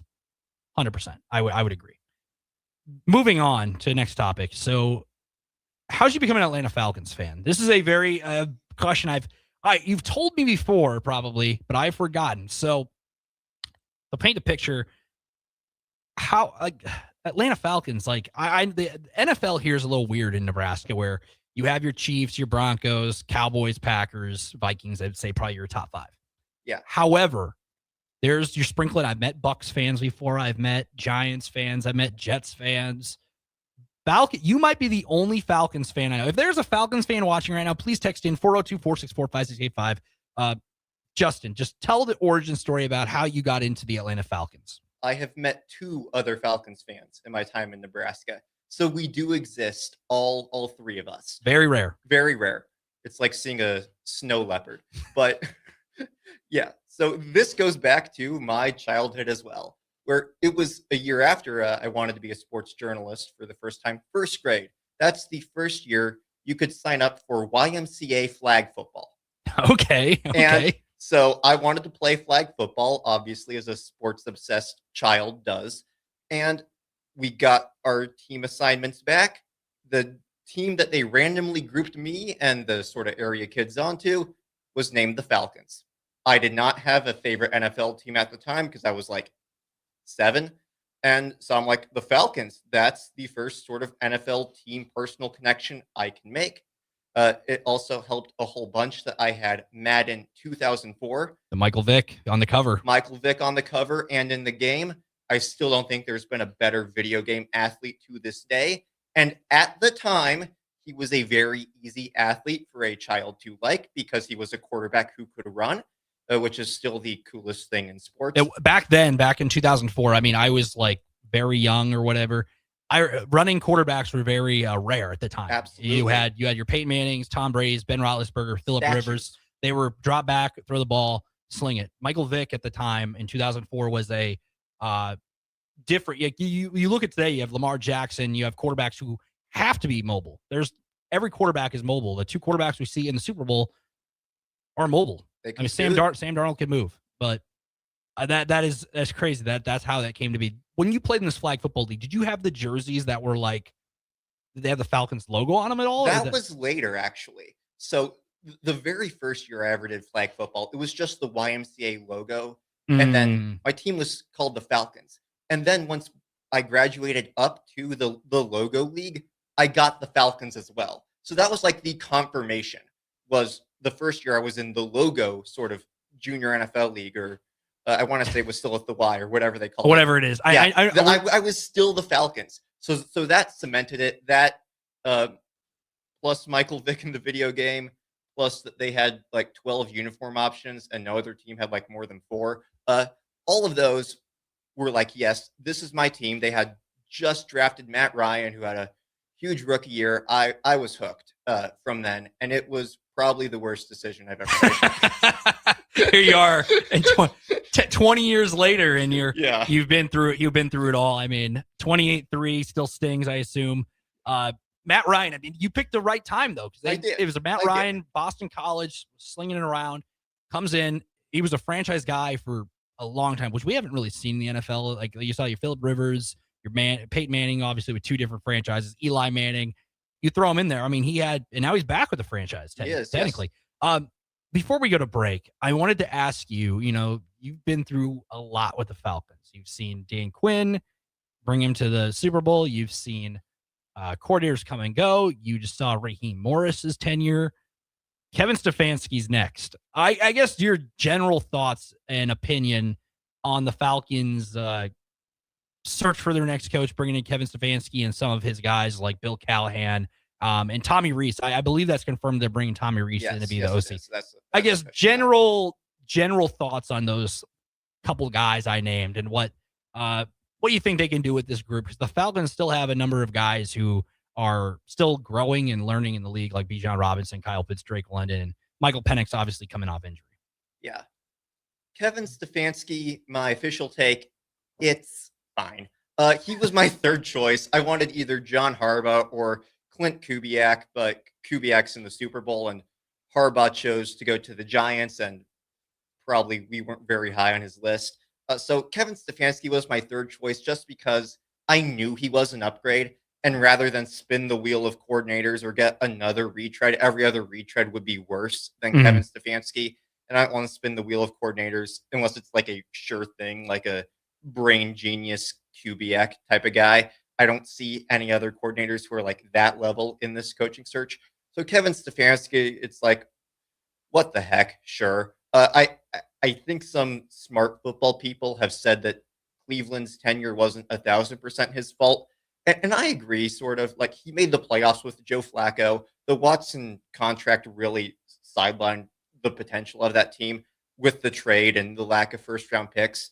So that, you factor that into it, and the whole Baker Mayfield mess, I think both sides shoulder some of the blame for that. And so I do think he is a better coach than Raheem Morris. He has made the playoffs twice with the Browns, which is pretty good. But even if you blame the Browns for their dysfunction, like, the Falcons are still not a super well-run organization historically. So I'm leaning towards it's probably not going to work out a whole heck of a lot different, because I think the process is more sound than it has been these past two hires. I just I'll believe the Falcons will perform competently when I see it, because I still don't know what we're doing at quarterback. Michael Penix, he's on his ACL recovery number 4 now, and was pretty spotty when he was healthy this year. So Stefanski can make the playoffs with old Joe Flacco, but hits the ceiling there. Like, Stefanski's offense needs a great quarterback to shine, and I don't see the route for the Falcons to get a great quarterback unless Michael Penix really, truly develops under the whisperer there. I don't think Tommy Rees is going to help with that at all. I think he just keeps failing upwards. I have not been impressed with him at Notre Dame, at Alabama, or in the NFL. I think the talent around him at almost every stop he's been could have been coached better than this wonder kid who just uses his name, uses the names of the programs he's been in to climb upwards. It's a genius idea. If you're the Notre Dame offensive coordinator, people will hire you because you're the Notre Dame offensive coordinator rather than what you've actually done on the field. So I don't love that, but I think Stefanski's probably going to call plays anyways. Bill Callahan, I did not expect to ever root for a team coached by him again. But he's back. But this is the one thing he's been consistently good at his entire career is NFL O-line coach. Tennessee's O-line wasn't the best, but Tennessee just had nothing to work with. And the Falcons, for all their numerous faults, do actually have a very good track record of drafting and developing O-linemen. So I think Bill will be pretty good there. And he's keeping along the defensive coordinator, Jeff Ulbrich, and the defensive line coach, Nate Ollie, who transformed this defense into a defense that would get like 12 sacks in a season to 12 sacks in 3 weeks. This was the first pass rush I've seen since John Abraham was back there for the Atlanta Falcons. It was just it took a while for my eyes to get adjusted to what a pass rush looks like. So I'm glad we kept the defensive staff around, but even with the pass rush, we just transitioned from a bad team without a pass rush to a bad team with a pass rush. Hey, all you need is 9 wins in the NFC South. That's all you need. Hopefully. I mean, they were close this year with Raheem Morris. So we're going to take a break. We'll be back. We'll talk a little bit about Justin will give his little opinion on Nebraska basketball so far this season. As he's my guest here for this hour here on Late Night Lincoln. We'll also talk about the NFL Pro Bowl, just how it was a couple of years ago compared to now going into. We'll list some of the players who are in the Pro Bowl as well this year. You're listening to Late Night Lincoln here on 93.7 The Ticket. In every office, there's 2 types of people. There are those who bring in bagels and those who eat the bagels that someone else brought in. Everybody likes the first person. Be that first person. Weekday mornings at 7:30, you have a chance to win a business box of bagels from Bagels and Joe. All you have to do is shut up, Sipple. 2 questions for you, 2 for Sip. Win, and the bagels are yours. Lose, well, you don't want to lose. You lost Monday, you lost Wednesday, you're a loser. Shut up, Sipple. Weekday mornings at 7:30, brought to you by Bagels and Joe. With UBT, you've got total control over your money. Like Doug, who runs his game day tailgate like a well-oiled machine. I got burgers, brats, chicken, dogs, plus all the fixins. And with the UBT Go app, I can track my food spending from anywhere. Pro move. They don't call me Grill Sergeant for nothing. No matter your goals, UBT helps you feel good about reaching them. Union Bank and Trust. Member FDIC. Are you ready for a new opportunity? Check out Sandhills Global. Join a dynamic team where your skills are valued and your career can soar. We offer full-time positions with a 4.5-day work week, competitive pay, excellent benefits, and a positive work environment. From IT and marketing to sales and finance, we're looking for talented individuals like you. Apply today at sandhills.jobs and take the first step towards an exciting future. That's sandhills.jobs. Don't wait, apply now. All right, Lincoln, if you're a diesel technician who's ready to earn up to $40 an hour and you're tired of working nights and weekends, listen up. Inland Truck Parts and Service is hiring experienced diesel technicians right here in Lincoln, and they're offering what every hardworking tech wants. Monday through Friday hours, no nights, no weekends, and paid training on advanced diesel technology. With 37 locations across 12 states, career advancement opportunities are endless. Start building towards your future and apply today at inlandtruck.com. That's inlandtruck.com. Or text APPLY to 785-369-1320. Your possibilities are endless at Doane University. Rooted in liberal arts, you can choose from undergraduate and graduate programs, all delivering real-world experience. At Doane University, we take a personal approach to education, giving you the guidance you need to own your future. It's not just our long history of innovative learning, it's the feeling of being surrounded by possibilities that makes us different. Now is your time. Apply today at doane.edu/apply. For remote starters, audio upgrades, and more, there's only one place to go. Auto Sounds of Lincoln at 48th and O. Landmark Implement, your local John Deere dealer, invites you to the Spring Equipment and Technology Clinic, February 3rd through the 5th at the Buffalo County Fairgrounds in Kearney. New this year, the planter and sprayer clinics are combined into one streamlined, hands-on event built around growers' time and needs. Get expert training on John Deere planters and sprayers on topics including maintenance, technology, and autonomy. Don't miss it. February 3rd through the 5th in Kearney. Visit landmarkimp.com/events for details. A membership with John Henry's will fast track you to front of the line service, seasonal tune-ups, and far fewer unexpected moments. That means no breakdowns, no waiting on a call, and no nonsense. It's consistent care that prevents small issues from turning into big bills. Join the Comfort Club and get VIP treatment 365 days a year with 24-hour priority response, member-only discounts, and peace of mind on your home's most expensive systems. Call John Henry's. John Henry's Plumbing, Heating and Air. And Electrical.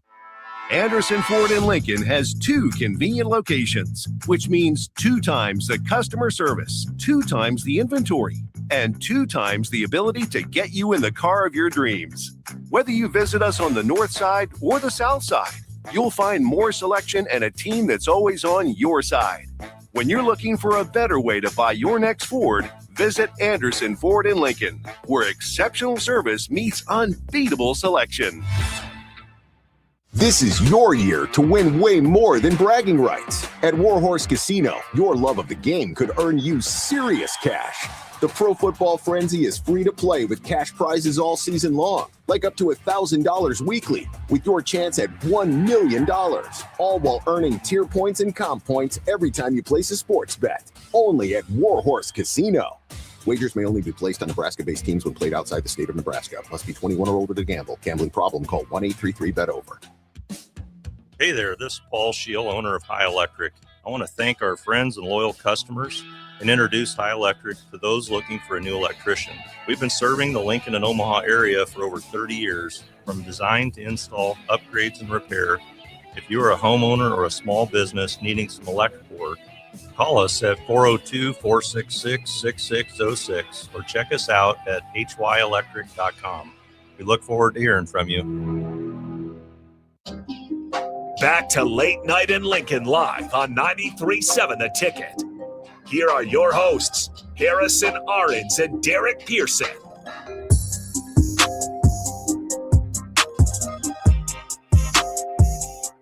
Welcome back. Late Night in Lincoln with Nick Whyman. Special guest in here, Justin Slipichka. He's rocking me for the final hour. He's got everything down. He knows what he's doing. We just talked about his origin, getting into sports media, and his origins of being an Atlanta Falcons fan. I guess if you play flag football and that's your team growing up, that is who you cheer for. And that, I mean, you had it 2 years in a row, and you had the Michael Vick video game, Madden 2004. I guess that's one way to do it. So shifting gears, Justin is going to be rocking with me for the last half hour here, turning you into Tuesday. We're going to talk some we talked some NFL. I talked some NFL earlier in hour one.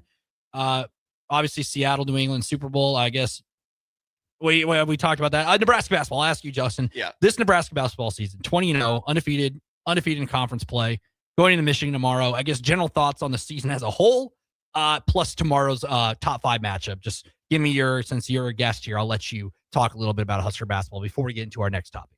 It's just unreal. Just growing up, just following this team, I never thought anything was possible because they were always just so bad they were an afterthought. It was like, we have a basketball team, but nothing that happened there really mattered. It was nice if they won, but there were never really any stakes on the games until Miles came. Then Miles kind of peaked too early and kind of gave some false hope that looked like false hope. Then Hoiberg comes in, and I thought that was the best hire we could have made. I never would have dreamed I'd see a 5 next to Nebraska's name with 20-0 after it. This is just beyond uncharted territory. What I did today, I watched the Duke basketball game. Duke, a roster littered with 5 stars and the best transfers ever, with a number 4 next to their name, blowing out a top 20 team. And I thought Nebraska deserves to be right there with them in the rankings because that's what the resume says right now. Yep. Like it's just very hard to process and kind of quantify the thoughts because of just how uncharted territory this is. This is a new, unique type of joy, Nebraska men's basketball joy, that has been plateaued at 20-0 right now. I loved Nose It Sunday. I loved when Nebraska upset the 2 number 1 teams. They didn't do that sort of every week. Like it's like every week it's just kept getting better. And this is just so unique for Nebraska men's basketball. And I think they just do it with great guard play, experience, teamwork, and defense. It's the secret is just the 5 that they have out on the floor are better on aggregate top to bottom than the opponent's 5. That probably shouldn't be the case against Michigan, who just when they've looked good has looked the best in the country from the eye test. But I'm a firm believer as far as rankings wise, and don't assume what you don't know. What we know is that Michigan can lose a basketball game. They did to Wisconsin. We don't know that Nebraska can. So if I were doing the rankings, if they gave me an AP poll vote, like they should, I'd have Nebraska second in the country because Nebraska's the second best unbeaten team. We don't know if Nebraska can lose, so I'm not going to pick it. I haven't seen them do it yet. So AP poll came out earlier today. Arizona number 1, UConn 2, Michigan 3, Duke number 4, Nebraska rounding out the top 5 at number 5, Gonzaga. Nebraska in front of Gonzaga. And the Zags. And finally, you got. We're on the topic here. St. Louis number 21. I mean, without that one loss to Stanford, they would probably be undefeated. Yeah, they're good. Speaking of undefeated, Miami, Ohio, finally cracking the rankings. They finally got ranked. They had some pretty close games. They've had some pretty dramatic overtime games in the MAC conference, some basketball MACtion, you could say. But they are, MACtion. It's awesome. Shifting gears to that, we were going to talk about the NFL Pro Bowl, which the rosters have been announced. In the Pro Bowl, what you see, I mean, growing up, I remember seeing, Peyton Manning and guys get to play with, Randy Moss, et cetera. Just throw out a couple names. I don't know if that ever happened but it felt like an all-star game essentially. Yeah. Now it's guys don't want to play in it, or it's not even a football game anymore where they have pads on, they hit. And there were years where, the Sean Taylor hit he had is the clip when he hits the punter is the one that goes viral every year. We'll probably see it this weekend, probably see it on social media next Tuesday when the Pro Bowl games are on. And then there was a year where there was nobody really trying. It was just two-hand touch.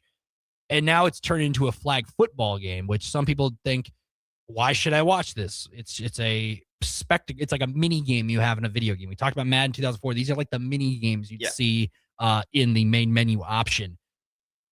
I guess, what is your stance kind of on the Pro Bowl? In my opinion, I don't really watch it now that it's a 7-on-7 flag football game with last couple of years been Peyton and Eli Manning have been the guys who have coaching the AFC. I haven't really watched it. I get it though. People are going to tune in. It's the NFL. You get to see some of your best. And with the Olympics adding flag football, I kind of get it in a couple of years. I just don't like how players, like obviously we go to the Super Bowl, you're not going to play in it because you obviously have one of the biggest games of your career coming up. But then you have alternates. Like a couple of years ago, I think Snoop Huntley was a quarterback in the Pro Bowl. Gardner Minshew, I believe. Mac Jones was a Pro Bowler. I mean, that one year. Mitch Trubisky was a Pro Bowler. And now this year, Shedeur Sanders is now an alternate and is going to be going to the Pro Bowl. And it's not like he had a outstanding rookie season or anything like that. It was just there's just nobody left to pick, and he's there. So Mel Kiper was big on the Shedeur Sanders. Now he has a Pro Bowler in Shedeur Sanders. So I guess, what are your general thoughts on just kind of the Pro Bowl, what it has developed into over the past 15, 20 years? Because for me, it's just like I just don't need it. Yeah. I do have some nostalgia for the Hawaii Pro Bowl. Yes. That to me is peak Pro Bowl. AFC versus NFC in Hawaii. It used to be after the Super Bowl. I didn't hate it. I like it better the week before. But again, I don't hate that. That's kind of it's a celebration is what I like the most about it. It was just a celebration. Everyone's having a good time, a free vacation for all the NFL superstars out in Hawaii. And so that's what I enjoyed about it. I found that, here's a little tip of the trade, old Pro Bowl broadcasts on YouTube from like the mid 2000s, full game broadcasts, brilliant background noise. If you're working on something on the computer or if you're reading a book or something, it's enough to feel like football, but not football enough to where you have to pay attention to every play. Brilliant. So I have a lot of nostalgia for that, but I don't think there was ever like a point where it was tremendous. It was good, but I think some people who kind of lament the loss of the Pro Bowl are kind of lamenting a false memory that never was when they just replay that Sean Taylor hit. Yes. Yeah, that was the only hit that was ever like that in a Pro Bowl. That's why they replay it. But that was a good thing. The 2000s Hawaii Pro Bowl was good. It made the NFL better. Absolutely made it better. So but then they changed it to Orlando and it lost its aura. I get financially and travel, a billion other reasons, it did not make sense for Hawaii to have that big of a stadium to really just host the Pro Bowl and Hawaii, who would fill it up 10% of the way. Like, go Bows, by the way. But again, that's an NFL style stadium in a market that doesn't have an NFL team that hosts one NFL game a year. So they moved it to Orlando. The players started caring less and less because you didn't have the vacation to Hawaii with it, and Orlando, it's a good vacation spot. It's not Hawaii. And then they did the fantasy football thing, which was cool for about 2 plays, and then they kept that for a couple years. And then eventually, the product just kind of got worse and worse of guys not caring, or just even when they did care, it wasn't particularly interesting because the game really meant nothing. It didn't tell you who the better side was of AFC, NFC. It was just kind of which unit of players decided to care late into the game. So I think it was a good call to can the game aspect of it and transition to the Pro Bowl games where you have those skills challenges. Again, another fun thing to watch on YouTube is like the old school NFL Pro Bowl skill games. Yeah, the quarterbacks throwing at targets and stuff like it. Yep. So and they have that now. And I want to compliment the NFL for having that and like really trying. And I think they should try to lean as much into those events as they can. But I watched the Pro Bowl games when they tried to build it around that with Peyton and Eli and the dodgeball and all that. It just didn't work as a TV product. And I do think there is a lane for it to succeed. I just don't know what it is, because this had all the elements of stuff I had wanted the Pro Bowl to do with the Madden sort of type mini games, the target challenge, Dodgeball is fun. I think they should have different dodgeball rules, but that's besides the point. So and then it just wasn't a good watch on television, despite all of that. And now, like you said, we've got guys playing in the Pro Bowl who are just there because they needed somebody to fill a spot. Fill a spot. Here's the origin of the Pro Bowl. So on late night, sometimes we dig into some history here on Late Night in Lincoln. When was the first Pro Bowl? There was a Pro Bowl before the Pro Bowl. There was the first Pro All-Star game featuring All-Stars was in 1938. Was that not, correct me if I'm wrong, was that not the Pro All-Stars against the college football national champion? As well as 3 players from the LA Bulldogs and the Hollywood Bears who were not members of the league. Was played on January 15, 1939 at Wrigley Field in Los Angeles. Not the Wrigley Field baseball stadium. There is a minor league stadium called Wrigley Field in Los Angeles. The NFL All-Star Game was played again in Los Angeles in 1940, then in New York and Philadelphia, respectively. Although original plan was an annual contest, the All-Star Game was discontinued after the 1942 season because of travel restrictions put on during World War II. During the first 5 All-Star Games, an All-Star team would face that year's league champion. The league champion won the league champion won the first 4 games before the All-Stars were victorious in the final game before its early deal. I don't know. This is where you think, like, I wouldn't want to see, like, the Seattle Seahawks play the rest of the NFL. Like, that is... In theory, you would. In practice, no. There's no way that would work. Have, like, the NFL All-Stars play, in theory, like, have them play like a United Football League team or something. Yes. So the DC Defenders, I mean, it's in theory, you can't really do it because the DC Defenders are now a completely different roster in the UFL. So the UFL, obviously the United Football League's played in the spring. There's 8 teams. They're going under different changes, leadership. The DC Defenders won the league last year over the Michigan Panthers. I would have a team of led by former Ole Miss quarterback Jordan Tom who go up against, would it be in theory? They would be a blowout, I think. But in theory, would it be a little bit more interesting in a real football game and play for checks or something like that? I don't know. There's so many different theories you could have. I have a proposal for you. Go ahead. Then we're gonna throw the break. You're a big spring football fan. What if we had just a spring football game like the championship game, or maybe invite a European League of Football team in to face the UFL champ, but still have the Pro Bowl rosters there for tag team substitutions? It's like, okay, clutch drive here. The DC Defenders need a touchdown. You're in, Josh Allen. What if we had the Pro Bowl guys just on the sideline to play just a player series for these UFL teams? I don't think the Buffalo Bills would sign off on that. Dang it. Josh Allen's probably golfing during the UFL. He's probably out on the golf course in one of those Pro-Am tournaments or something like that.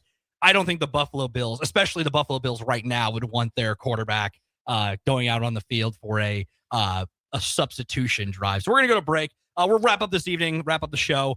Send you into your Tuesday here. You're listening to 93.7 The Ticket. Nick Whyman, Justin Slapitchka in here in the studio, Late Night in Lincoln. We'll be right back. At DWE Generations, having a plan matters, especially when it comes to protecting what's most important. They work with individuals, families, and business owners to help make smart financial decisions that support life today and set the foundation for generations. David Darlington, Russell Walton, and Cody Eiler bring decades of experience, and their dedicated team provides follow-through, answering questions, explaining next steps, and staying connected as life evolves. DWE Generations, a generational wealth planning firm. DWE Generations is a marketing name for individuals doing business as representatives of Northwestern Mutual. Visit generations.nm.com or call 402-483-7871 and ask for David, Russell, or Cody.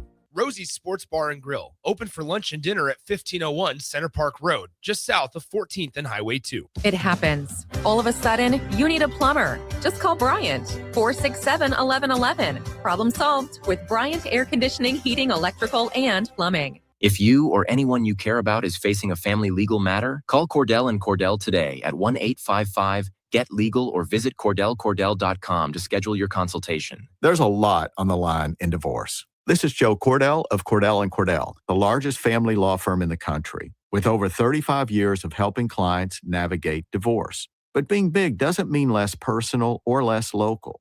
Our attorneys live and work in your community, and as neighbors, they understand the challenges your families face. Divorce touches all areas of your life: your home, savings, retirement, and of course, kids. So when you find yourself facing divorce, you need a partner you can count on. Visit CordellCordell.com to schedule your consultation. If you or anyone you care about is facing divorce, contact Cordell and Cordell today. With over 100,000 clients served, we understand the challenges you're facing on a personal level. Call Cordell and Cordell today at 1-855-GET-LEGAL. That's 1-855-GET-LEGAL. 1221 N Street, Lincoln. At Jimmy John's, we don't make sandwiches.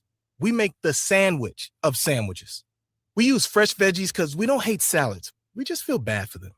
We make our sandwiches exactly how you want because you're the one who's eating it. And we bake bread all day, every day, because stale bread isn't bread. It's croutons. Sandwich history is written by the victors. Good thing we have legible handwriting. Jimmy John's, the sandwich of sandwiches. Order pickup or delivery on the app. Back to Late Night in Lincoln live on 93.7 The Ticket. Here are your hosts, Harrison Arons and Derek Pearson. Welcome back here, Late Night in Lincoln. Final segment of the evening here on this glorious Monday, January 26th, 2026. I'm getting ahead. I'm getting behind and trying to travel back in time. Last segment of the show here before we sign off for the evening here on 93.7 The Ticket. There's a lot. We just got the origin of the Pro Bowl. The dunk contest is coming up. The NBA All-Star Weekend's coming up, and that is another weekend what has kind of lost its value, I would say. Mac McClung recently said he's not doing the dunk contest. He's kind of been the godfather of the dunk contest over the last couple of years because he's been the only guy who's been worth watching in the dunk contest. Disagree. Watch Stephon Castle and Trey Murphy. Their performances where they came in second. I can't tell you what happened. They were incredible. Stephon Castle. I am the dunk contest.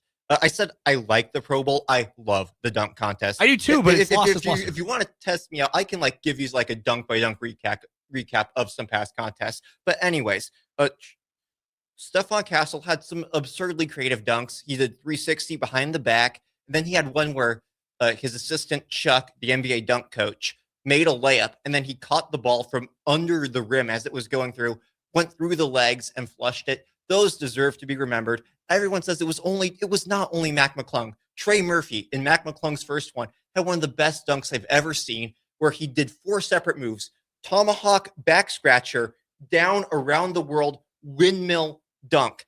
We'd never seen that before, and it gets forgotten because Mac McClung was spectacular. But that's what happens in the dunk contest. Sometimes history is written by the victors, unless you're Zach LaVine and Aaron Gordon. That's the only dunk duel that people kind of remember. It was awesome. It was awesome. But put some respect on some of these other guys' names, because the dunk contest has not been just Mac McClung. But without Mac McClung, I agree. I'm concerned of where this goes this year, because we don't have any names in the field, and the names who people have wanted to see in the field have said no, and even been outright dismissive of the idea. VJ Edgecombe, the Sixers rookie, he's one of the guys that people are asking, hey, you want to do this? And he's kind of not really. It's weird because we all want the stars to be in this, because Mac McClung, as awesome as it was, he was barely even on an NBA roster at the time. No, I don't know if he's even ever dunked in an NBA game, aside from I think once with the Lakers. I would he won it as part of a G League team. He played 9 NBA minutes when he won his first one with the Sixers. He is just the best dunker who we could conceivably see on an NBA court, and that's why the NBA invited him all these years. Is because the stars don't want to do it, but even just regular rotation guys, those are becoming less and less. Both Trey Murphy and Stephon Castle are good minutes getters, but the rest of those fields were not. Jericho Sims, who never played when he was in the dunk contest. Who even was Matas Buzelis? And he was in it last year for the Bulls. Andre Jackson, Andre Jackson for the Bucks. I can't tell you a single thing he's done on an NBA court. They're role players. It's not even role players. It's two-way guys and G League fodder. I think if the dunks are there, people will be entertained. With Mac McClung, that proved it. And that's, at the end of the day, all I care about is the dunks. And I want NBA guys doing it. I don't want them to invite Kilgannon or anybody like that, because that ruins the illusion of NBA dunk contest. Mac McClung is a bridge, but it's it's borderline. It's not across the line.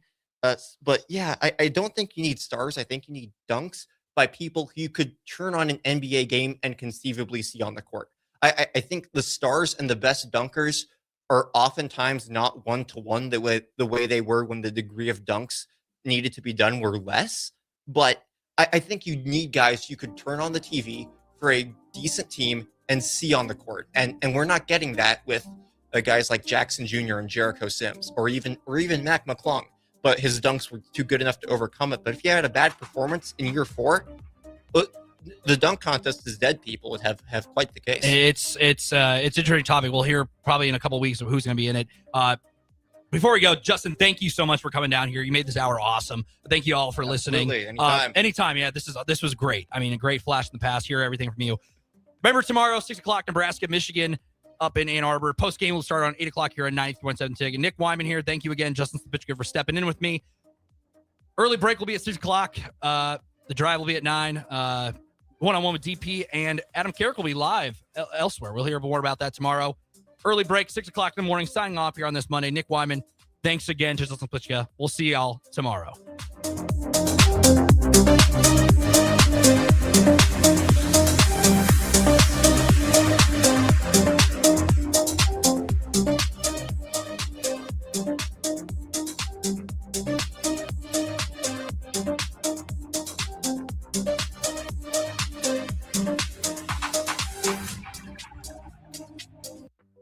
Tired of asking what's for dinner? Nourished for Life has got you covered. At Nourished, they're a local meal prep company that delivers fresh, chef-crafted, healthy meals straight to your door. Made from wholesome ingredients and ready when you are. No shopping, no chopping. Just heat, eat, and enjoy every night of the week. Fuel your busy days with balanced meals that are designed to keep you satisfied and energized. Visit nourishedforlife.co to purchase meals and taste the convenience of home-cooked comfort without the hassle. Make your next event unforgettable with Grazing Gouda, your local artists and experts in charcuterie and grazed tables. From boardrooms to ballrooms, they turn gatherings into experiences with stunning spreads of artesian cheeses, cured meats, fresh fruits, and gourmet bites. Perfect for corporate luncheons, weddings, parties, or any celebration that deserves a wow moment. They handle the details, you take the compliments. Book your graze table today at GrazingGouda.com. Grazing Gouda, because every event deserves to be savored. Are you ready for a new opportunity? Check out Sandhills Global. Join a dynamic team where your skills are valued and your career can soar.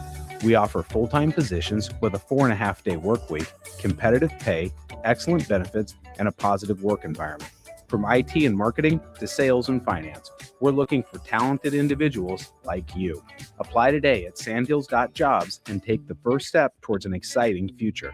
That's sandhills.jobs. Don't wait. Apply now. If you have a fence, patio, or landscaping project to complete this spring, Sunbelt Rentals is here to help with augers and auger drives in various sizes, plus electric concrete mixers. For tree trimming projects, they have a great selection of chainsaws, pole saws, and hedge trimmers, along with a towable lift or ladder to get you where you need to be. Sunbelt Rentals has everything you need to make your spring projects easy. Sunbelt Rentals, online at sunbeltrentals.com. All right, Lincoln, if you're a diesel technician who's ready to earn up to $40 an hour and you're tired of working nights and weekends, listen up. Inland Truck Parts and Service is hiring